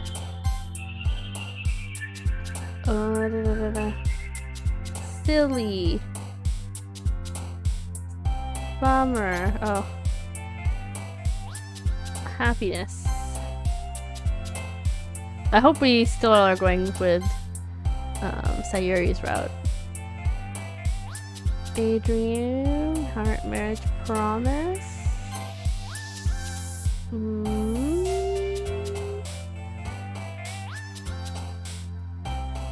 Bunny. No. Twirl. Oh, nope. And last one. Family. Warm fantasy fleece skirt portrait. Family. Okay. I think we picked mostly Sayuri. So let's see.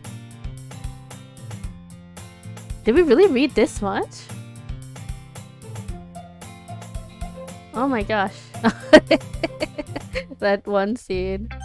Can I skip through this as well? Okay, nice. Oh, I can't skip through this part though. It won't let me skip this. Okay, so we gotta click through this. I like the music though. You guys hear the clicking in the background?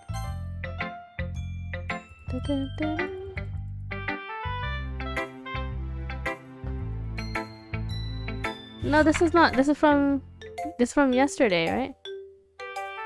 Yeah, this is from the day before. I have seen these.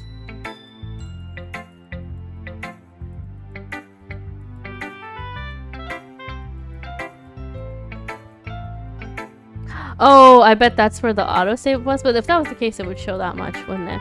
At least. Well, to the VOD watchers, you guys can skip forward. Instead of sitting through this. Different options have different text. Ah, I see. Oh, because I picked like different words this time, maybe? But it looks the same so far. May want to look out for special poems. They do show up. Ah, okay. We were on the second day. I didn't read the second day poems yet, right? So I have to make sure I don't accidentally skip past that.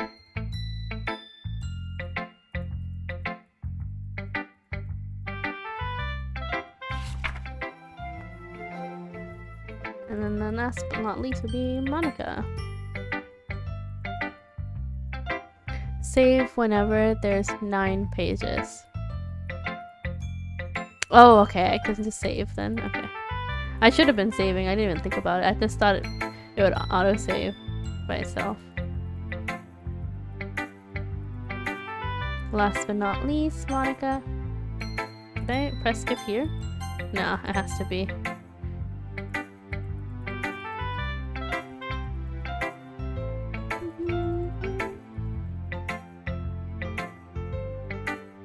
She moves so much in her, like, second drawing.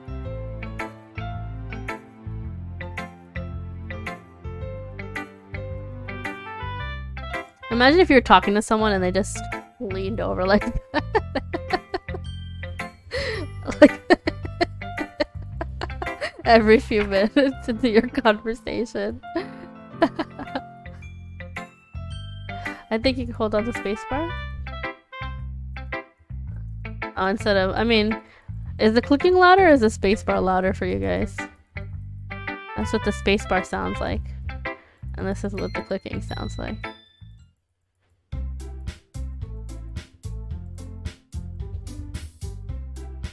But you can hear the spacebar, yeah? I'll just use my clicking, my mouse. Oh, you can't hear either? Oh, okay. That means noise suppression is working today. Oh yeah, the fight. This fight, oh my gosh. It was really funny. I actually didn't even notice, but yeah, her boobs are huge. The trope. The quiet, studious girl. And then the tsundere.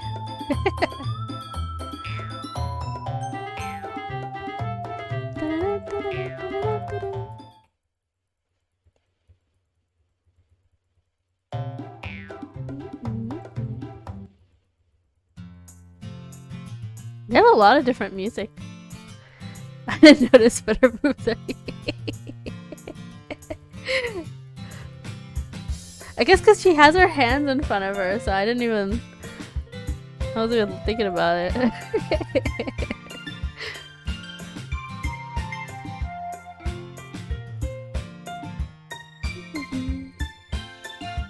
I wonder how I'm gonna replicate the uniform. I probably can't get the blazer right, but I could get the vest or whatever that is underneath. I could probably make that.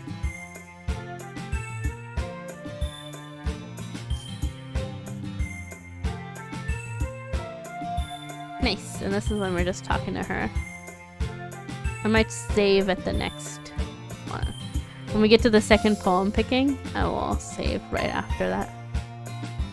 And I'll just go ahead and save it at the poem picking. Save. There. Just so we don't have to click through that again next time. Okay.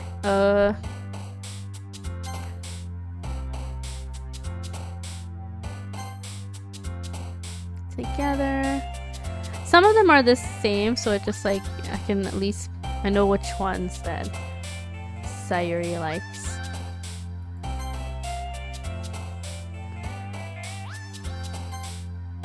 Oh, Yuri liked that one too. I remember she was just jumping at the same time. Headphones? I don't know. Though that one had a weird. I don't get the Papa thing. That thing freaks me out a little bit. Is Monica Papa? Unrestrained holiday. Ocean fireworks. Sticky, jumpy. Oh. Bouncy, climb, comfort, incapable. Comfort. Peace. Oh. Clumsy. Awesome. Childhood.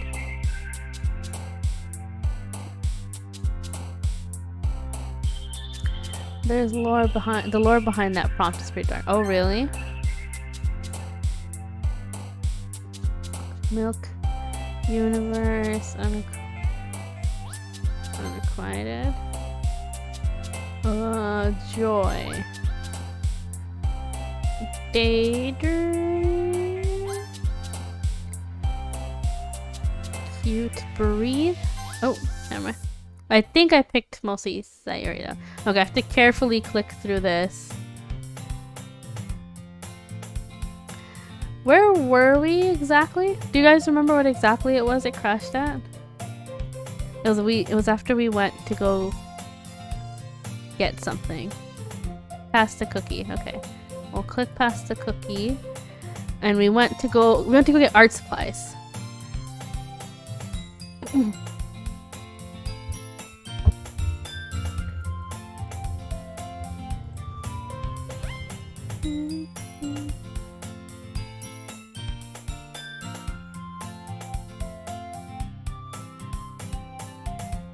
Once we leave the room?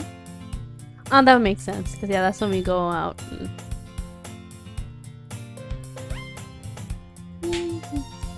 I still can't believe Natsuki threw the cookie at her head. And then Sayuri's like, thank you. She's so cute.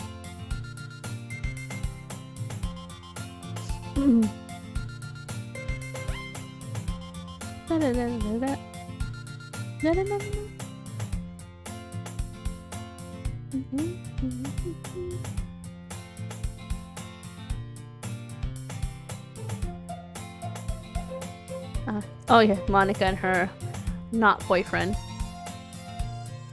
For a second I thought that was the plot point, was that Monica had a boyfriend. That's why we couldn't try to get her. But Monica's like, no, no boyfriend. Just a piano. I'm like so how does this get done? I'm like so curious. Like, what's the warning for? I'm scared, man. Everything looks so happy. There's not gonna be like, I know this is I live in America, so maybe I'm thinking like school, you know. I don't want to say it on stream, but you guys know what I'm talking about. Is it gonna be that dark? Like, what are we going for? I'm scared. Okay, I think we're almost there. Okay. This is where we were. I'm gonna save again. No, it's not that particular subject. Okay. Alright, that's good then. At least it's not that. Okay. Alright, I don't exactly remember, but we'll see in a second. I remember it was like we're thinking she's like a kid. Alright, and she tells us that we're reading poems. Right, okay. Of what kind? Well... Okay, everyone is gonna take turns. I think this is where we were at, right here. Everyone's gonna take turns on stage and recite their favorite poems. Ah, that sounds kind of dull. That does sound kind of a little boring. It reminds me of like, you know, I can't remember the name of it. You know those people who do like that smash, or is it called slam poetry? I think that's the name for it. That's kind of what I'm thinking of, but I don't know if it's like that. I think they just mean actually just reading like their favorite poems, not slam poetry. You're not thinking about it the right way at all. It's not just about reading poems. It's about performing them. Like, you say the lines of the poem like, between my feet, the last remaining flower beckons to me. I twist the stem, freeing it from its clinging roots, caressing the final joyous moment between my fingers. But to what end have I summoned this joy? For now, when I look in every direction, the once prosperous field before me is but a barren wasteland. Like that! Sayuri, how do I put this? I'm sure it's just me, but it's impossible for me to take you seriously when you talk like that. You meanie. I'm working super hard on this, you know. I know. I just meant that it's pretty unordinary contrast to your cute self. Don't say that, it's embarrassing. I still don't know how to say the part. But I guess that means I'm doing a good job. Yeah, I guess so. I'm so excited. The festival is going to be so much fun. Sayuri spins herself around in the hallway again. Hey, Mona, this classroom over here is empty. Let's begin the mission. The mission, eh? It's been a long time since I've spent time with Sayuri like this. But in the end, she hasn't changed one bit.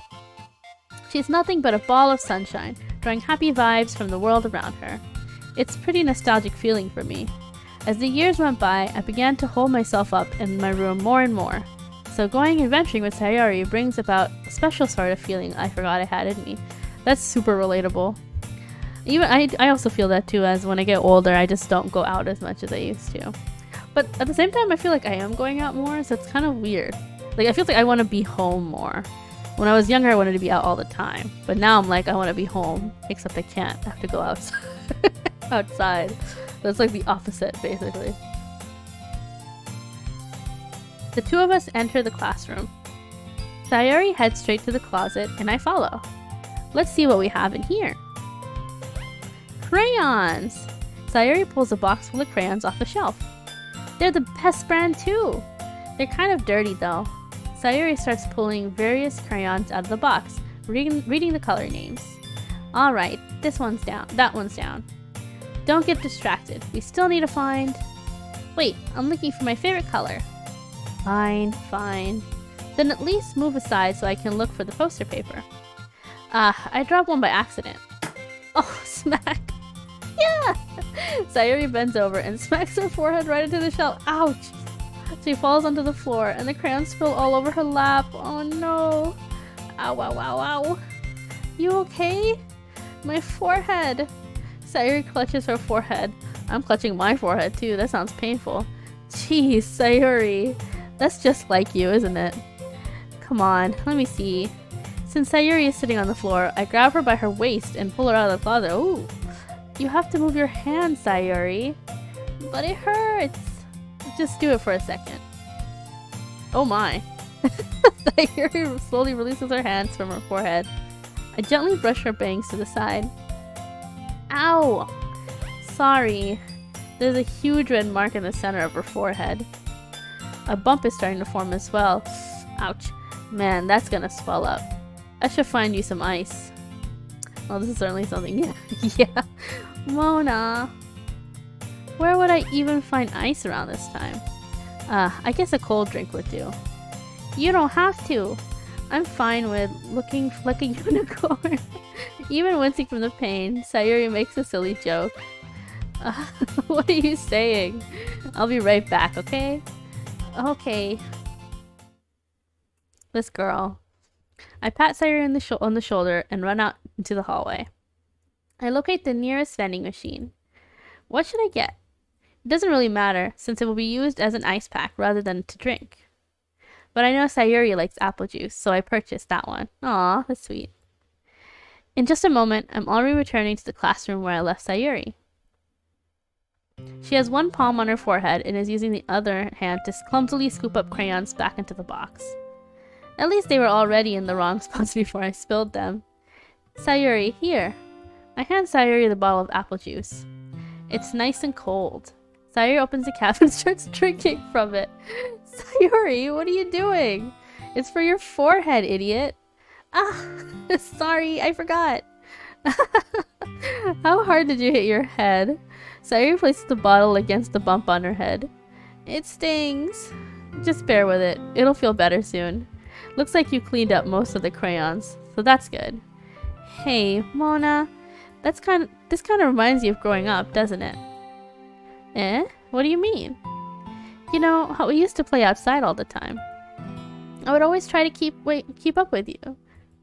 You were kind of oblivious in some ways. Like, I usually fell behind or had trouble climbing on the things you did. But sometimes I tried to do things I couldn't. I would get myself hurt. I'd fall and scrape myself, forget a bump, and I would start crying really hard. And you would rush over as quick as you could. You would try really hard to get me to stop crying. It was almost like you blamed yourself and you were afraid of getting in trouble if someone found out. Even though it really wasn't your fault at all, you know? Did I really do that? Yeah, you don't remember? Come to think of it, maybe I do remember a bit. So we're childhood friends then. I don't know if that was established already. I think... that's nice. I didn't know that. That's cute. I like the childhood friend trope in any kind of story. I guess I was always so focused on my games that I didn't pay enough attention to you. So in a way, it was my fault. Kind of like this time, too. Yes, at the beginning. Maybe I just wasn't paying enough attention. That's so cute, though. If I wasn't rushing you out of the closet, you probably wouldn't have hit your head. Mona, I don't think you realize it, but you're always thinking about other people. Even after all these years. You're rushing to help me even though I'm just being clumsy. You're really a sweetheart. Don't call me that. And I don't really do this kind of thing all the time. I guess when it comes to you, it just feels natural. Before I even know it, I'm treating you like that. I guess that's what happens when you've been friends for so long. Really? Maybe you're right. Mona, I'm so glad that nothing's changed between us. Do you think I'll be like this forever? Forever? If I'm honest to myself, there's no telling where we'll each end up for college or after that. It wouldn't be fair for me to make any promises. But, well, I hope so. It's been this long already, right? I can't imagine you ever changing, so my hopes are up. I'm so happy! Sayuri has a whimsical expression in her eyes. We remain silent for a moment.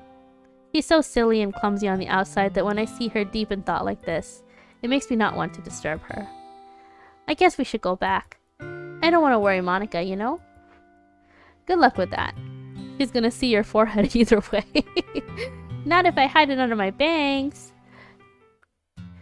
Sayuri hops to her feet. She clutches her forehead again. Don't stand up so fast after hurting yourself. Ooh. Well, I guess it's too late now. Anyway, let's go. They're so cute. I want a hug. Oh, I didn't mean to do that. Sayuri plays with her bangs to try to hide the bump, but without much success. In a moment, we make it back to the club room. I'm gonna save again. I have like, no, I'm like save anxiety now at this point. Oh, there are 9 pages. Okay. You're back.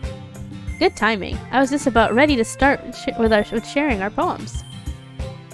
Sayuri, your forehead. She's fine. Don't worry about. I was playing with the crayons and smacked my forehead into the shell. Look at her smiling face when she says that. Lots of safe space. Yeah, I'm glad they gave that. ... Well, anyway, Monica's like, we don't have time to unpack all of that. Were you able to find everything we needed? Uh-huh. I have it right. Sayuri frantically glances around herself. I forgot all the stuff! Calm down, Sayuri. I have it all right here. I found the poster paper too. Sounds like you ended up doing all the work, Mona. Well, Sayuri... I failed to come up with an excuse for Sayuri. I made an adventure. Yeah, that. Okay. In any case, good work. I'll start with working on the posters tonight. Me too. Okay, everyone. Are you ready to share your poems? Guess I should grab mine. After making sure the crayon box is closed tightly, I return to my seat. Alright, we'll go in order again. Sayuri first. Mona, I really love your poems. I can't believe you've been hiding these from me. I'm not hiding anything. But your poems are so good. Yesterday's and this one too. You can't tell me you haven't done this before. I mean, you're really the only one who feels that way, so... No way? Not even Natsuki? Well, I guess Natsuki is the least likely to admit how much she likes something. But I don't think it's that. What do you mean? Well, I guess I'll be honest about it. It's a lot easier to write poems when I'm thinking about you. Oh, sorry, that's so wholesome. Whoa, stop thinking weird things, idiot. I just mean that you're a really expressive person, I guess. How am I supposed to write poems about my own stupid life? Oh my god. But you somehow make everything in your life an adventure. Even the little things. Like cooking! Let's not talk about that. So, yeah. I guess what I'm saying is that I can feel more feelings through you than I can through myself. We have that kind of weird connection. It's your fault for getting in my business all the time. I don't know if I understand. You never understand when I try to explain things to you, do you, Sayuri? I pat Sayuri's head. Hey! I'm not a kid, you know. Are you sure about that? Are you sure about that? Maybe. Sayuri starts fiddling with her pencil between her hands. Hey, Mona, will you give me your poem? I kinda want to keep it. Huh? Why? Because, well, it's the first time you've written something for me. Sayuri, you completely misunderstood. I didn't write this for you. Sigh. Are you even listening anymore? Well, whatever. I'll give it to you when we get home. Really? Snap. I broke my pencil. She's super clumsy. Sayuri hastily bends down to pick up the piece she dropped. But being inattentive— oh no, don't tell me she hit her head again. Okay, being inattentive of her surroundings, she bumps right into me. Sorry. It's fine, it's fine. I'll get it for you. I bend down and pick up the broken pencil. Sayuri clutches at the desk beside her to support herself, knees shaking. I'm a little clumsy today. Let's sit down, Sayuri. Yeah. I grab Sayuri's arm and help her sit at the desk. Anyway, I still haven't read your poem. Oh! Sorry, I forgot about that. But not as good as yourself. Yours? Or something like that. Please, don't worry. I'm sure I'll like it. Bottles. I pop off my scalp like the lid of a cookie jar. Okay, it's the secret place where I keep all my dreams, little balls of sunshine, all rubbing together like a bundle of kittens. I reach inside with my thumb and forefinger and pluck one out. It's warm and tingly, but there's no time to waste. I put it in a bottle to keep it safe. And I put the bottle on a shelf with all the other bottles. Happy thoughts, happy thoughts, happy thoughts, and bottles, all in a row. My collection makes me lots of friends. Each bottle a starlight to make amends. Sometimes my friend feels a certain way. Down comes a bottle to save the day. Night after night, more dreams. Friend after friend, more bottles. Deeper and deeper my fingers go, like exploring a dark cave, discovering the secrets hiding in the nooks and crannies, digging and digging, scraping and scraping. I blow dust off my bottle caps. It doesn't feel like time elapsed. My shelf could use some more. My friends look through my locked front door. Finally, all done. I open up, and in come my friends.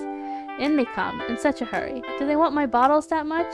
I frantically pull them from the shelf, one after the other, holding them out to each and every friend. Each and every bottle. But every time I let one go, it shatters against the tile between my feet. Happy thoughts, happy thoughts, happy thoughts in shards all over the floor. They were supposed to be for my friends who aren't smiling. They're all shouting, pleading, something. But all I hear is echo, echo, echo, echo inside my head. Oh. That's a deep one too. I know this feeling as well. When everyone kind of relies on you to be their, like, I guess, psychologist. All your friends have problems and come to you and you try to help them and cheer them up. But then you get exhausted from all their problems too. Sometimes you need some for yourself as well, and you forget to do that when you're helping people. I had a phase like that in high school. I could see that. This is a nice poem though. I mean, is it a poem? Does this count as a poem? I actually don't know much about poetry, so that's kind of interesting. Holy crap. Sayuri, did you really write this? Of course I did. Didn't I tell you yesterday I was gonna write the best poem ever? Yeah, but I mean, I didn't expect something like this coming from you. Monica taught me a whole lot, and I've been really in touch with my feelings lately. I see that. It's almost kind of creepy. Creepy? Well, not exactly. Maybe because I'm so used to you being cheerful. Well, never mind. I'm thinking too hard about it. The point is, it came out good, so you should be proud of it. Aw, thanks. I feel like I was meant to express myself this way. It even helps me understand my own feelings a bit better. Writing is like magic. You've gotten pretty passionate about this, huh? I hope you keep it up. Yeah, writing's the best. I'm gonna keep writing until I die. Don't get ahead of yourself. Sayuri has always had a habit of getting obsessed with something before dropping it no more than a week later. Oh my god, same. I wonder if this is one of those times. But seeing the passion in her eyes makes it hard for me to be pessimistic. I'm gonna save. There we go. Okay. Natsuki. I forgot there were like other girls in this game. I think we spent like so much time with Sayuri already. Well, it's not really any worse than your last one. Natsuki doesn't like it. I'm gonna get some water. You guys should hydrate as well. But I can't say it's really any better either. Phew. Huh? Phew what?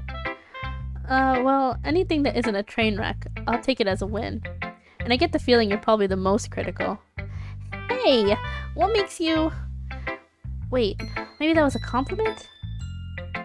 Aha, glad to see someone recognizes my experience. Well then, keep practicing and maybe you'll be as good as me someday.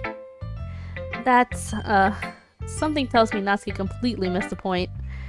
Come to think of it, this kind of reminds me of Sayuri's poem from yesterday. Eh? You think so? Yeah, well, I guess if you've been friends with her for so long, you might be on the same wavelength. But you never really struck me as her type. Damn.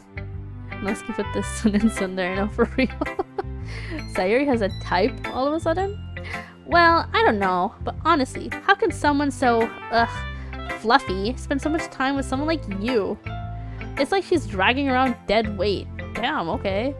Ugh, that was a little unnecessary. But think of it this way, if it weren't for me, she would probably just fly away like letting go of a balloon. You could say we take care of each other in our own way. Whatever it is, I don't get it. Oh yeah, I guess I'm supposed to show you my poem. Here. Amy likes spiders. You know what I heard about Amy? Amy likes spiders. Icky, wriggly, hairy, ugly spiders. That's why I'm not friends with her. Amy has a cute singing voice. I heard her singing my favorite love song. Every time she sang the chorus, my heart would pound to the rhythm of the words. But she likes spiders. That's why I'm not friends with her. One time, I hurt my leg really bad, and Amy helped me up and took me to the nurse. I try not to let her touch me. She likes spiders, so her hands are probably gross. That's why I'm not friends with her. Amy has a lot of friends. I always see her talking to people. She probably talks about spiders. What if her friends start to like spiders too? That's why I'm not friends with her. It doesn't matter if she has other hobbies. It doesn't matter if she keeps it private. It doesn't matter if it doesn't hurt anyone. It's gross. She's gross. The world is better off without spider lovers. And I'm gonna tell everyone. Ah. This is a cool poem too.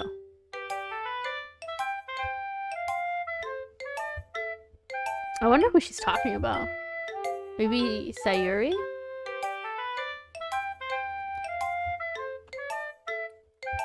Oh, it could be Yuri, since they're always fighting. But I wonder what the spiders mean. Maybe the books she likes to read? Perhaps. Not bad, right? It's quite a bit longer than yesterday's. Yesterday's was way too short. I was just warming up. I hope you didn't think that was the best I could do. No, of course not. Anyway, the message is pretty straightforward in this poem. I doubt I have to explain it. Sometimes you can explain complicated issues with much simpler analogies. and it helps people realize how stupid they're being. Like, anyone would agree that the subject of this poem is an ignorant jerk. That's true. Do you know people like that? Of course! It's about how everyone thinks my... I see, about her manga collection. That doesn't matter. It can be about anything. I wrote it to be easy to relate to. Everyone has some kind of weird hobby or a guilty pleasure. Something that you're afraid if people find out, they make fun of you or think less of you. But it just makes people stupid. Who cares what someone likes, as long as they're not hurting anyone and it makes them happy? I think people really need to learn to respect each other, respect others for liking weird things. Well, you're definitely right. At least I can relate to that. And I'm sure a lot of other people can too. It's what I do best, after all. I don't like writing unless there's a good message to take away from it. Like, conveying emotions is important. But I want to make people think, not just feel. Remember that. I'm gonna write a good one for tomorrow too, so look forward to it. Alright. Darn spiders. Alright, Yuri. Are you still mad at me? Eh? For disrespecting Natsuki yesterday. Because reading this poem, now I know why you got mad at me. Because you prefer her writing over mine. That's not really true. Meaning when I disrespected her, I disrespected you too, didn't I? Oh no, you're overthinking, Yuri. Oh no. Yuri. You might be reading into this a little too much. How could I be so stupid? I always let these things happen. Whenever I think before I speak, I just come off as awkward and unlikable. But if I speak without thinking, the things I want to keep inside come out and make people hate me. So please don't force yourself to be around me. I know this is what Monica wants, but it's not fair to you when you could be enjoying your time with Natsuki or Sayori. Yuri, please. It makes it easier for me if you don't express any concern.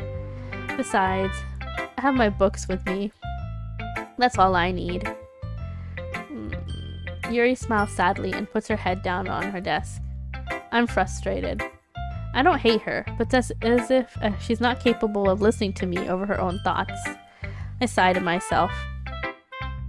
All I can do is accept that's how she is. If she wants to be left alone, then I have no choice but to abide that request. Oh, we don't read her poem. Okay. Monica. Hi again, Mona. How's the writing going? Alright, I guess. I'll take that. As long as it's not going bad. I'm happy that you're applying yourself. Maybe soon you'll come up with a masterpiece. I wouldn't count on that. You never know. Want to share what you wrote for today? Sure, here you go. I give my poem to Monica. Alright. It's pretty good. It makes me think of Sayuri, like the other one you wrote. You two are like the dynamic duo. That's kind of exaggerating it. Yeah, probably. But you do spend a lot of time with her, even in this club, don't you? Then again, I don't blame you for being a little shy. I'm not shy, it's just... I'm just teasing. I know it takes a bit of time to make friends with everyone. But Yuri and Natsuki are super interesting people, so don't be afraid to give them their share of time. And you can talk to me every now and then too. I'm not, like, unapproachable or anything, am I? No, it's nothing like that. I'm just still getting used to being here is all. Yeah. I'm sorry if I was putting pressure on you or something. I really didn't mean it like that. No, don't worry. I get what you're saying. Well, alright. But anyway, you want to read my poem now?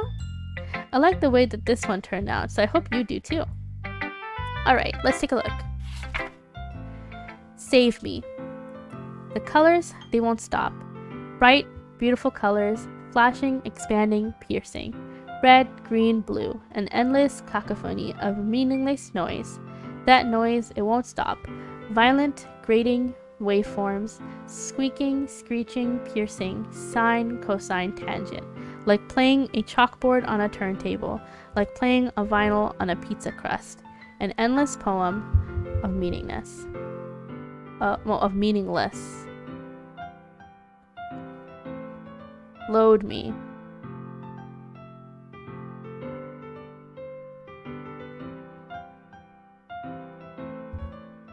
Huh? Say, oh, because it says save me at the top. Oh, okay, that makes me uncomfortable. 1 second. I'm just gonna... I don't like that. What was that? What?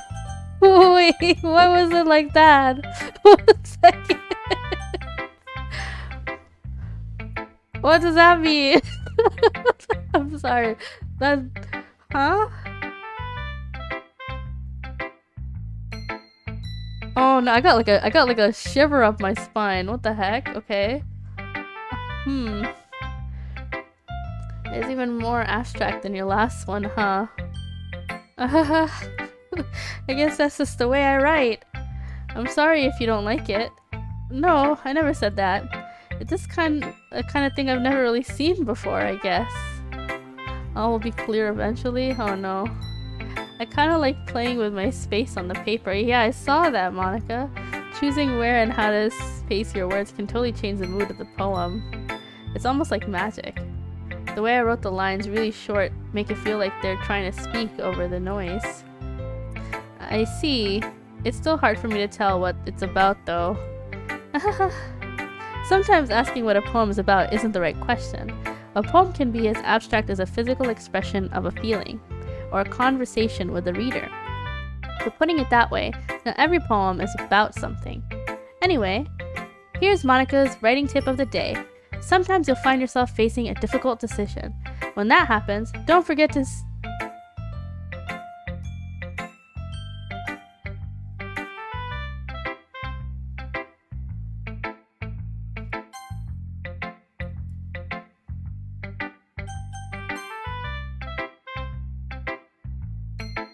I don't like that.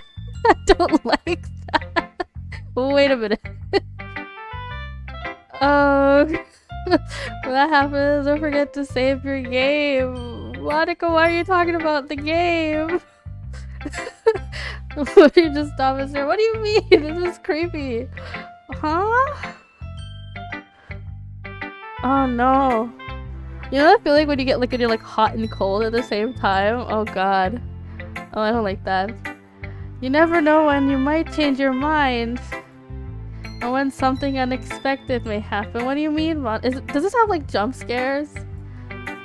Wait, was this tip even about writing? What am I even talking about?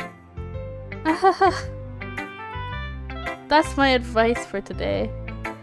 I feel like, I don't know if it's related to my game crashing earlier, but for her to say that after the game crashed and I had to skip through, this feels even weirder.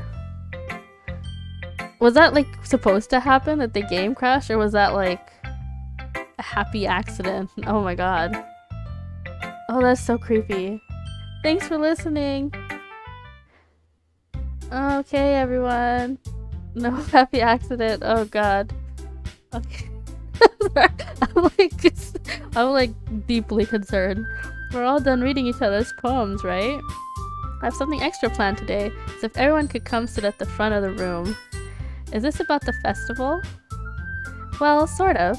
Ugh, do we really have to do something for the festival? It's not like we can put together anything good in just a few days.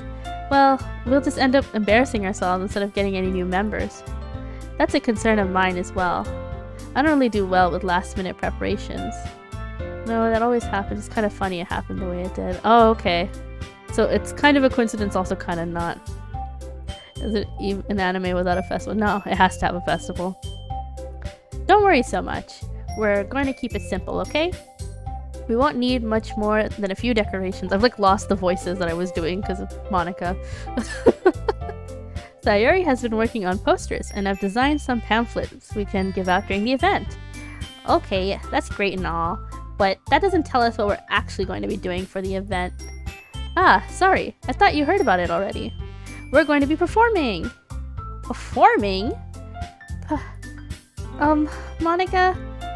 Yeah, we're going to be having a poetry performance. Each of us are going to choose a poem to recite during the event. But the cool part is, we're also going to let anyone else come up and recite poems too. Sayori's putting all on posters in case anyone wants to prepare ahead of time. Sayori, who has been coloring a poster, holds it up for us to see. Are you kidding me, Monica? You didn't already start putting those posters up, did you? Well, I did. Do you really think it's that bad of an idea? Well, no. It's not a bad idea. But I didn't sign up for this, you know. Oh, so they didn't tell them and I can see. That's a pretty shady thing to do then. You should definitely first talk to everyone before you do stuff like this. There is no way I'm going to be performing in front of a group of people like that.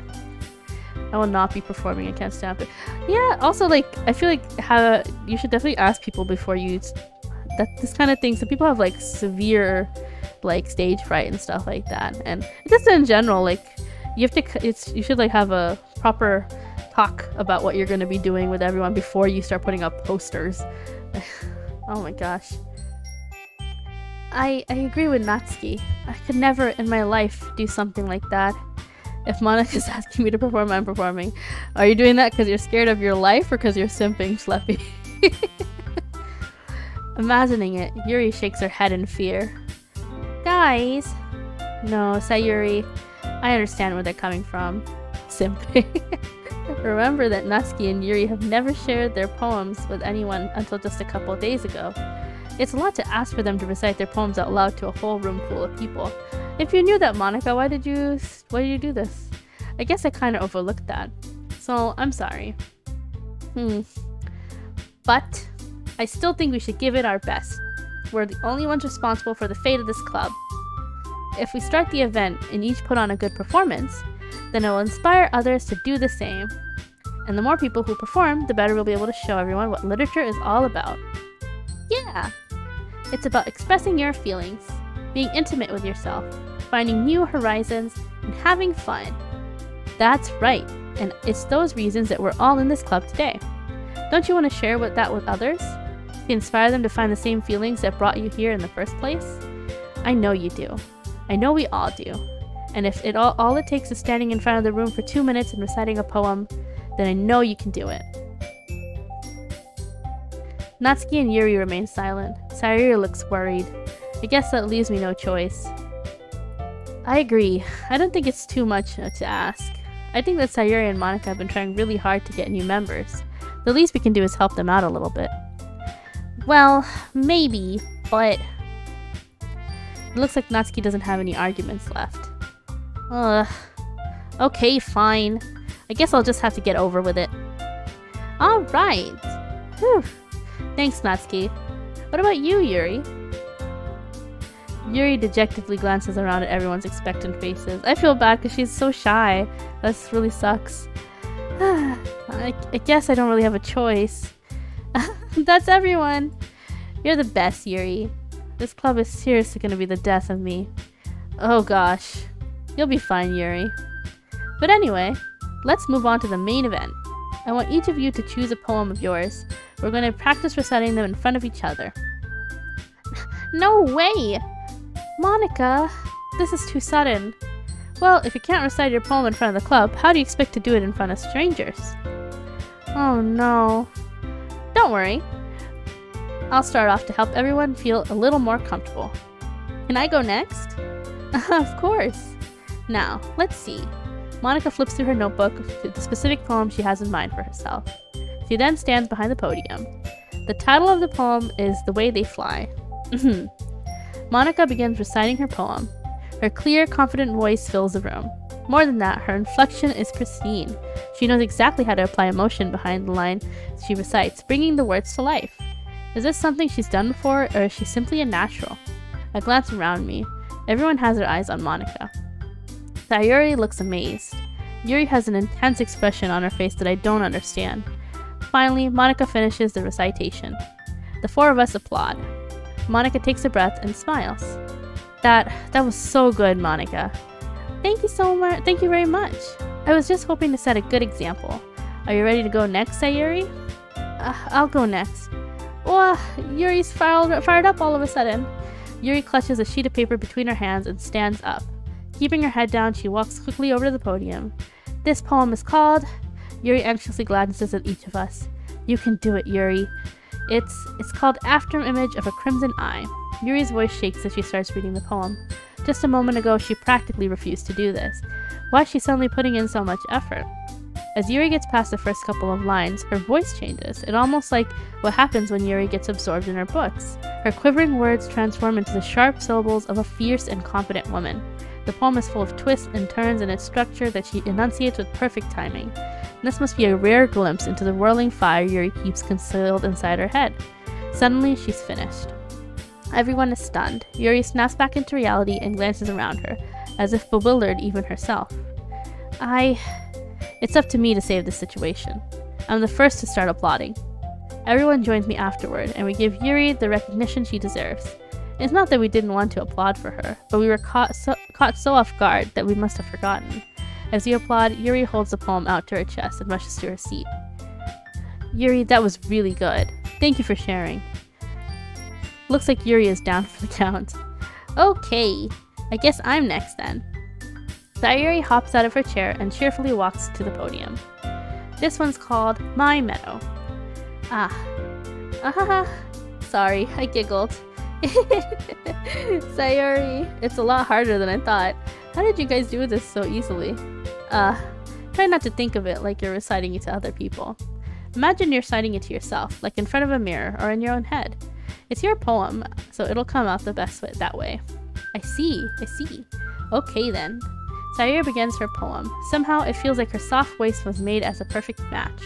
The poem isn't aimlessly cheery like Sayuri is. It's serene and bittersweet. If I were to read this on paper, I probably wouldn't think that much of it.